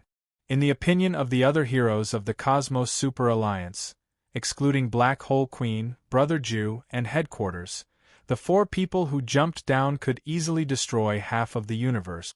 It would probably take them less than a few minutes to deal with a mere exploding Starman. However, what they waited for was, "Open the hatch, I'm coming up." Toad Man's voice suddenly came from the communicator. "Hurry up.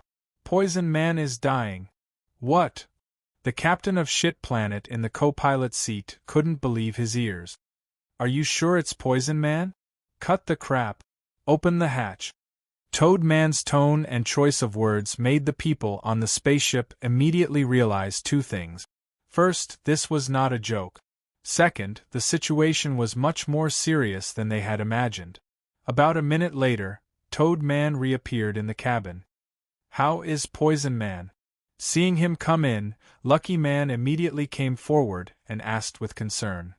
"He has been poisoned with a toxin that specifically targets his DNA. His body is disintegrating on its own." Toad Man's answer was very efficient. He explained the matter clearly in 2 sentences. "I have put him in the cavity." As soon as this statement came out, everyone was surprised. On the one hand, it was hard for them to believe that Poison Man could be defeated by poison. On the other hand, the cavity that Toad Man mentioned was not something like a medical cabin, but a special confinement device. This device was specially used to imprison some supercriminals that were extremely difficult to imprison. For example, prisoners who could teleport, prisoners whose bodies could penetrate matter, prisoners with molecular-level manipulation, and so on. As long as these criminals were conscious, they could easily escape from any conventional prison. Therefore, Toad Man and Tin Foil Man jointly designed this device called the cavity. The shape of the cavity was like a huge ostrich egg, and there was always an alien space inside it that did not fit string theory. When the egg was closed, no matter what means the creature used to move, it would only expand the alien space, but it would not be able to change its actual position in this dimension. In addition, the physical properties and conditions of the creatures trapped in the cavity would hardly change. In other words, the effects of the passage of time had almost stopped. Right now, Toad Hero had no choice but to put Poison Hero into his body because he knew that the life-stalling agent alone would not last long. Normal medical treatment would not be able to stop or reverse the process of Poison Hero's body collapsing. Therefore, the only method left was to put him in his mouth first and try to buy as much time as possible before he could think of a solution. It's actually so serious? A few seconds later, the tin-foil man thought for a moment and guessed the cause and effect. Even he couldn't help but show a dignified expression. Yes. At this time, the expression under Toadman's mask was not very good. That crazy doctor did something that neither of us could do. Hey, wait a minute, what do you mean by that? The lucky man reacted quickly. He immediately heard some strange information from the man's words. What I mean is, we have also studied how to kill Poison Hero, Toad Hero replied. What did you say? The lucky man was furious when he heard this. He immediately stood in front of Toad Hero and asked angrily. I don't think I need to repeat what I just said, Toad Hero said. If you can't understand or accept my approach, we can talk about it another time. Now, who wants to talk to you another time? The lucky man interrupted him. Don't try to fool me about this.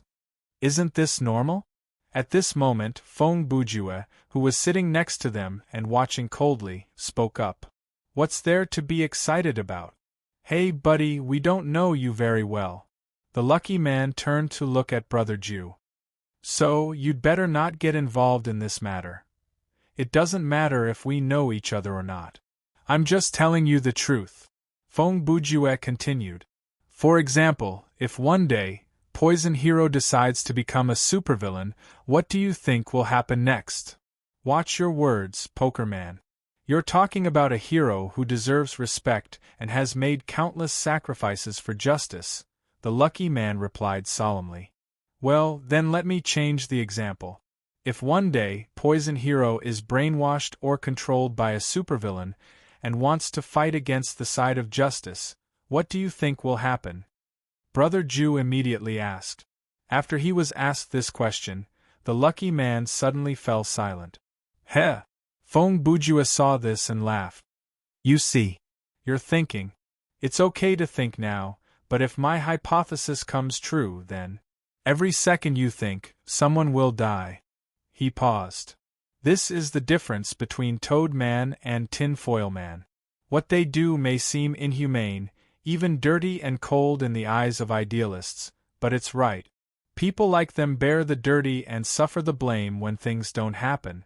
But when a crisis arises, they can stand up and respond with a plan in advance. As for the rest of the people, they often choose to stand on the moral high ground and enjoy the feeling of superiority while criticizing those who are not noble enough in their eyes. But when it comes down to it, these people can only stare helplessly. At most, they use meaningless sacrifices to protect their nobility. But in essence, it doesn't solve any problems. Sigh. The lucky man heard this and sighed helplessly. He walked away from Toadman. Maybe you're right. When fighting against evil, killers are more useful than priests, law is more useful than morality, and reality is more useful than ideals. Fong Bujue spread his hands and tilted his head. It seems that you're quite sensible. But there's one thing you're wrong about, the lucky man said and turned to walk out of the cabin. Not all idealists put their nobility first. When he passed by Brother Ju, he glanced at him.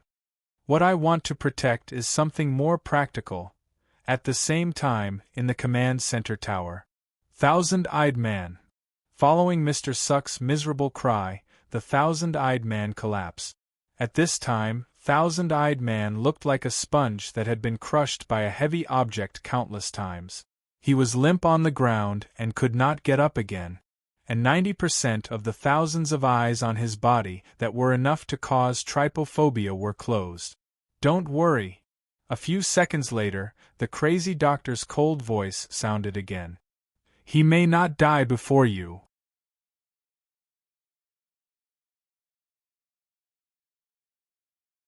Chapter 1276. If Captain Shit was the Shield of the Universe Alliance, then Thousand-Eyed Man was the Spear of the Universe Alliance. His ability could be described in one sentence. He could use the eyes on his body to release energy wave. Some people might think that this ability was very ordinary, at most on par with heroes like Thunder Dancer and Trampling Stranger. How could it be a universal level? The reason was simple, because Thousand-Eyed Man's ability had no limit. Black Hole Queen once told the other heroes that each of Thousand-Eyed Man's eyes was connected to a parallel universe, and the energy he released was the redundant energy created when those universes exploded.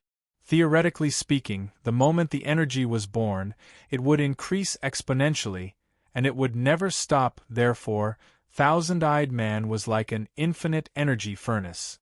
His life force and the energy he could create were infinite. Even if billions of years later, when the other heroes had turned into dust, Thousand-Eyed Man would not change much. As long as his body was not destroyed by external forces, his lifespan would be longer than a star, and there would never be a day when his power would be exhausted. But unexpectedly, today this hero, who was so close to being a god, would die in the hands of an enemy from the future. Thousand-Eyed Man, your luck is too bad. The insane professor looked at Thousand-Eyed Man on the ground and continued to speak in a confident tone. In my original plan, I intended to keep you alive. After all, you have a lot of research value. Even if the research did not succeed, it would be good to use you as an infinite energy source. He paused for a moment.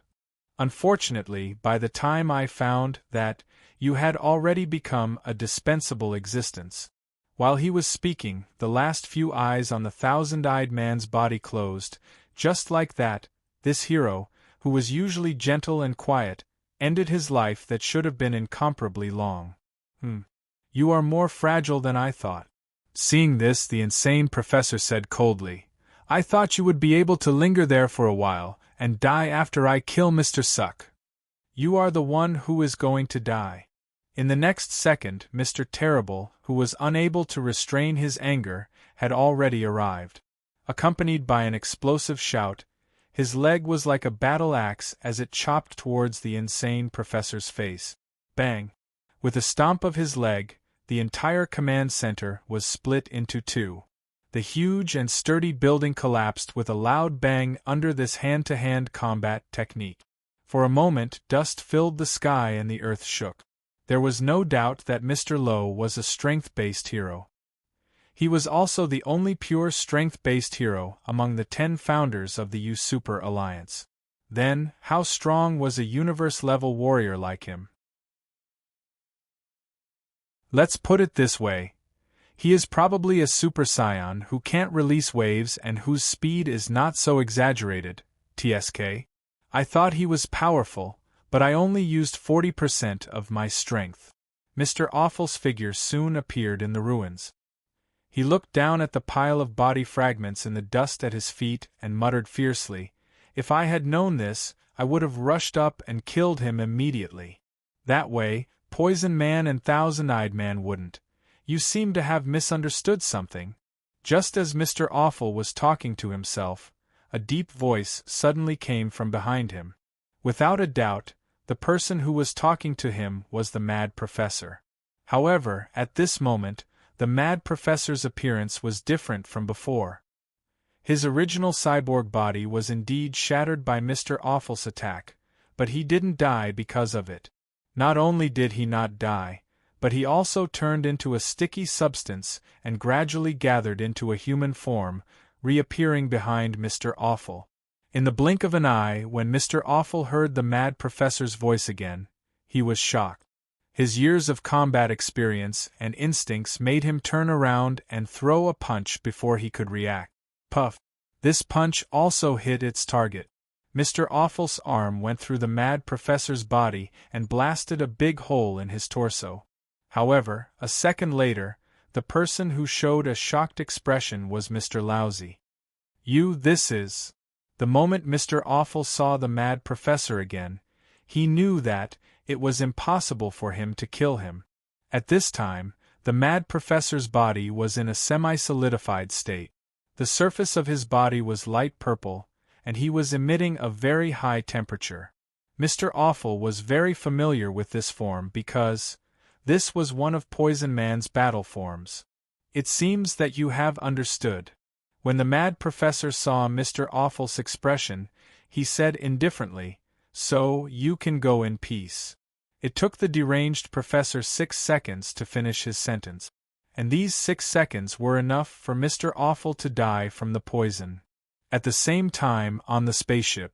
"What's going on?" The captain of the shit planet, who saw this scene through the spaceship's monitor, said anxiously, "Why is he healing himself like Poison Man?" And Mr. Awful seems to have. Dr. Yongheng finished the sentence with a solemn expression. Although he couldn't confirm it through the monitor, Dr. Yongheng already knew that Thousand-Eyed Man and Mr. Awful were both dead by relying on his ability to sense life forms. "Poker Man, didn't you say that the mad professor was just a scientist from the exploding planet? How did he have that kind of ability?" The captain of the shit planet was now anxious. He turned around abruptly and asked his brother Jew in a questioning tone. "It's no use yelling at me. I'm also surprised," Feng Bujua said. "Before this mission, I knew nothing about the mad professor. Even now, my understanding of him is based on a short encounter and a bunch of information." He turned his head and sighed. "Besides, I still fell into his trap in the end." When the captain of the shit planet heard this, he felt that Poker Man had a point. He had no reason to vent his anger on his own people. He was speechless for a few seconds. He looked at Tin Foil Man next to him. "Kratas, what should we do now? If we don't help, I'm afraid that even Lucky Man will." "No." Before Tin Foil Man could reply, Toad Man spoke first. "It's precisely because he has shown the ability that we suspect to be Poison Man that we can't act rashly." "Toad Man is right," Tin Foil Man said. "If he really has the same ability as Poison Man, we'll just be throwing our lives away. In fact, even if we stay on this spaceship, there's a risk of being poisoned." He paused for a second. "Also, we have to consider this possibility. What if his ability is to copy the ability of his opponent? What should we do then?"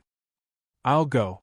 At this moment, the King of Bugs, who rarely expressed his opinion, spoke up. "Even if he does copy Poison Man's ability, it's very limited to me. Besides, I don't have any ability that he can copy."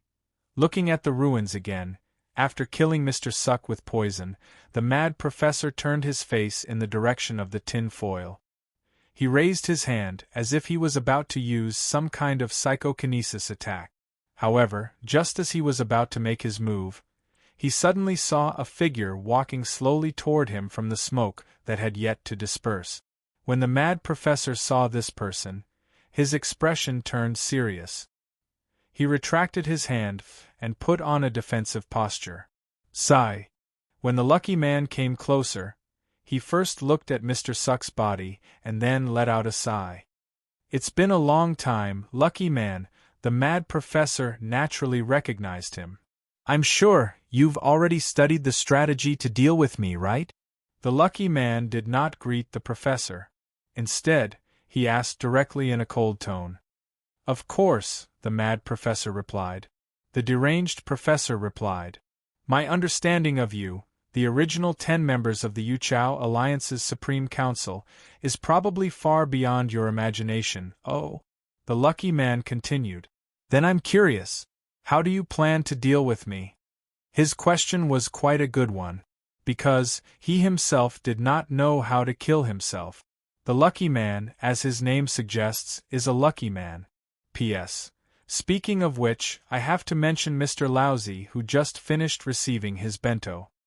His heroic name is easy to misunderstand, as if he is deliberately making fun of himself. But in reality, the reason he is called by this name is because his surname is Lo, L0W. He inherited it from his biological father. He has no choice. So, just how lucky was he? For example, if the lucky man wanted to win the lottery, all he had to do was go to the lottery station, buy a random number, and the first prize would be his. Similarly, if he went to buy the football lottery and had the mentality of, "I want to win the lottery," then, no matter how small the probability of winning the championship was, the team he bought would miraculously win the championship. As for gambling, there was no need to mention it. Compared to the probability of winning the lottery, gambling was simply a game with low risk and high returns. The lucky man never participated in gambling, not even games that required a certain amount of luck. This was because he did not need to play to know that he would definitely win. Even if his opponent planned to cheat, as long as he was facing the lucky man, there would definitely be an accident when he cheated, causing him to be exposed or fail. Perhaps, after looking at the examples above, you might think that the lucky man's ability was to control probability. Wrong. Let me give you a few different examples. For example, if the lucky man had a crush on the opposite sex and thought in his heart, "It would be great if she liked me too," then, as long as he held this thought for a certain amount of time and intensity, it would not take long before the other party would take the initiative to confess her love to him. Another example would be when the tin powder was about to be attacked by the galactic laser cannon. In such an event that was enough to endanger the lucky man's life. He did not even need to have intentions or thoughts. All he needed to do was to lie there and not move, and he would be lucky to survive the attack. But how did he survive? Not necessarily. Maybe his companions would come to his rescue. Maybe the galactic laser cannon would suddenly malfunction. Maybe the ship's energy shield would suddenly overload and all the energy would be concentrated on him. Maybe a meteorite with amazing speed and mass would coincidentally fly over and take the hit from the galactic laser cannon. There was even a possibility that Long Outyen, who had ascended from another plane, would appear in the path of the cannon and block the attack for him. In short, this was the lucky man. A man who was very ordinary in all aspects, but was favored by the law of cause and effect of this universe. Regarding the principle of his ability, let alone others, even he himself was confused. Of course, the Black Hole Queen knew a little about it. However, she did not reveal the truth about the lucky man's ability to anyone. In fact, in every universe, there would be an existence like the lucky man. He or she was born as a kind of counterbalance force. Because, no matter what kind of universe it was, there would be a corresponding universe god. These gods usually took on the management duties of higher dimensional life forms, such as time, space, creation, destruction. Since there was destruction, there would naturally be some corresponding negative things, such as death, pain, nothingness, and so on. These existences would produce a large amount of energy, forming a kind of force. In order to balance this kind of force, the universe itself would create a special individual somewhere. This individual would be used to bear the opposite force of those negative forces. And the lucky man was such an existence. Obviously, the lucky man was a good person. How good? So good that he would not abuse his heaven-defying ability. But now, he had made up his mind to use his ability to harm others, and that person was the insane professor. Good question. The insane professor was asked by the other party and immediately laughed. I have indeed thought about this question for a long time. At this moment, the insane professor was actually stalling for time. Although he had obtained the ability of the Poison Man, he was not the Poison Man himself, so he was not familiar with this ability. He needed some time to adapt to this power and stabilize his body structure. Otherwise, his body was likely to remain in this half-frozen state forever. Among the 10 of you, there are only 2. I still can't find a way to defeat them. The insane professor continued unhurriedly. One is the Black Hole Queen, and the other is you. Just as he was about to say this, all of a sudden, there was a sudden change. A huge black shadow descended from the sky and landed on top of the deranged professor's head like a bomb dropped from the sky. The insane professor looked up abruptly and focused his eyes. He saw a huge hoof-like thing coming down on his head. You're tuning in to the Phoenix Nights YouTube channel. Don't forget to subscribe and join us on this journey to catch the most captivating stories.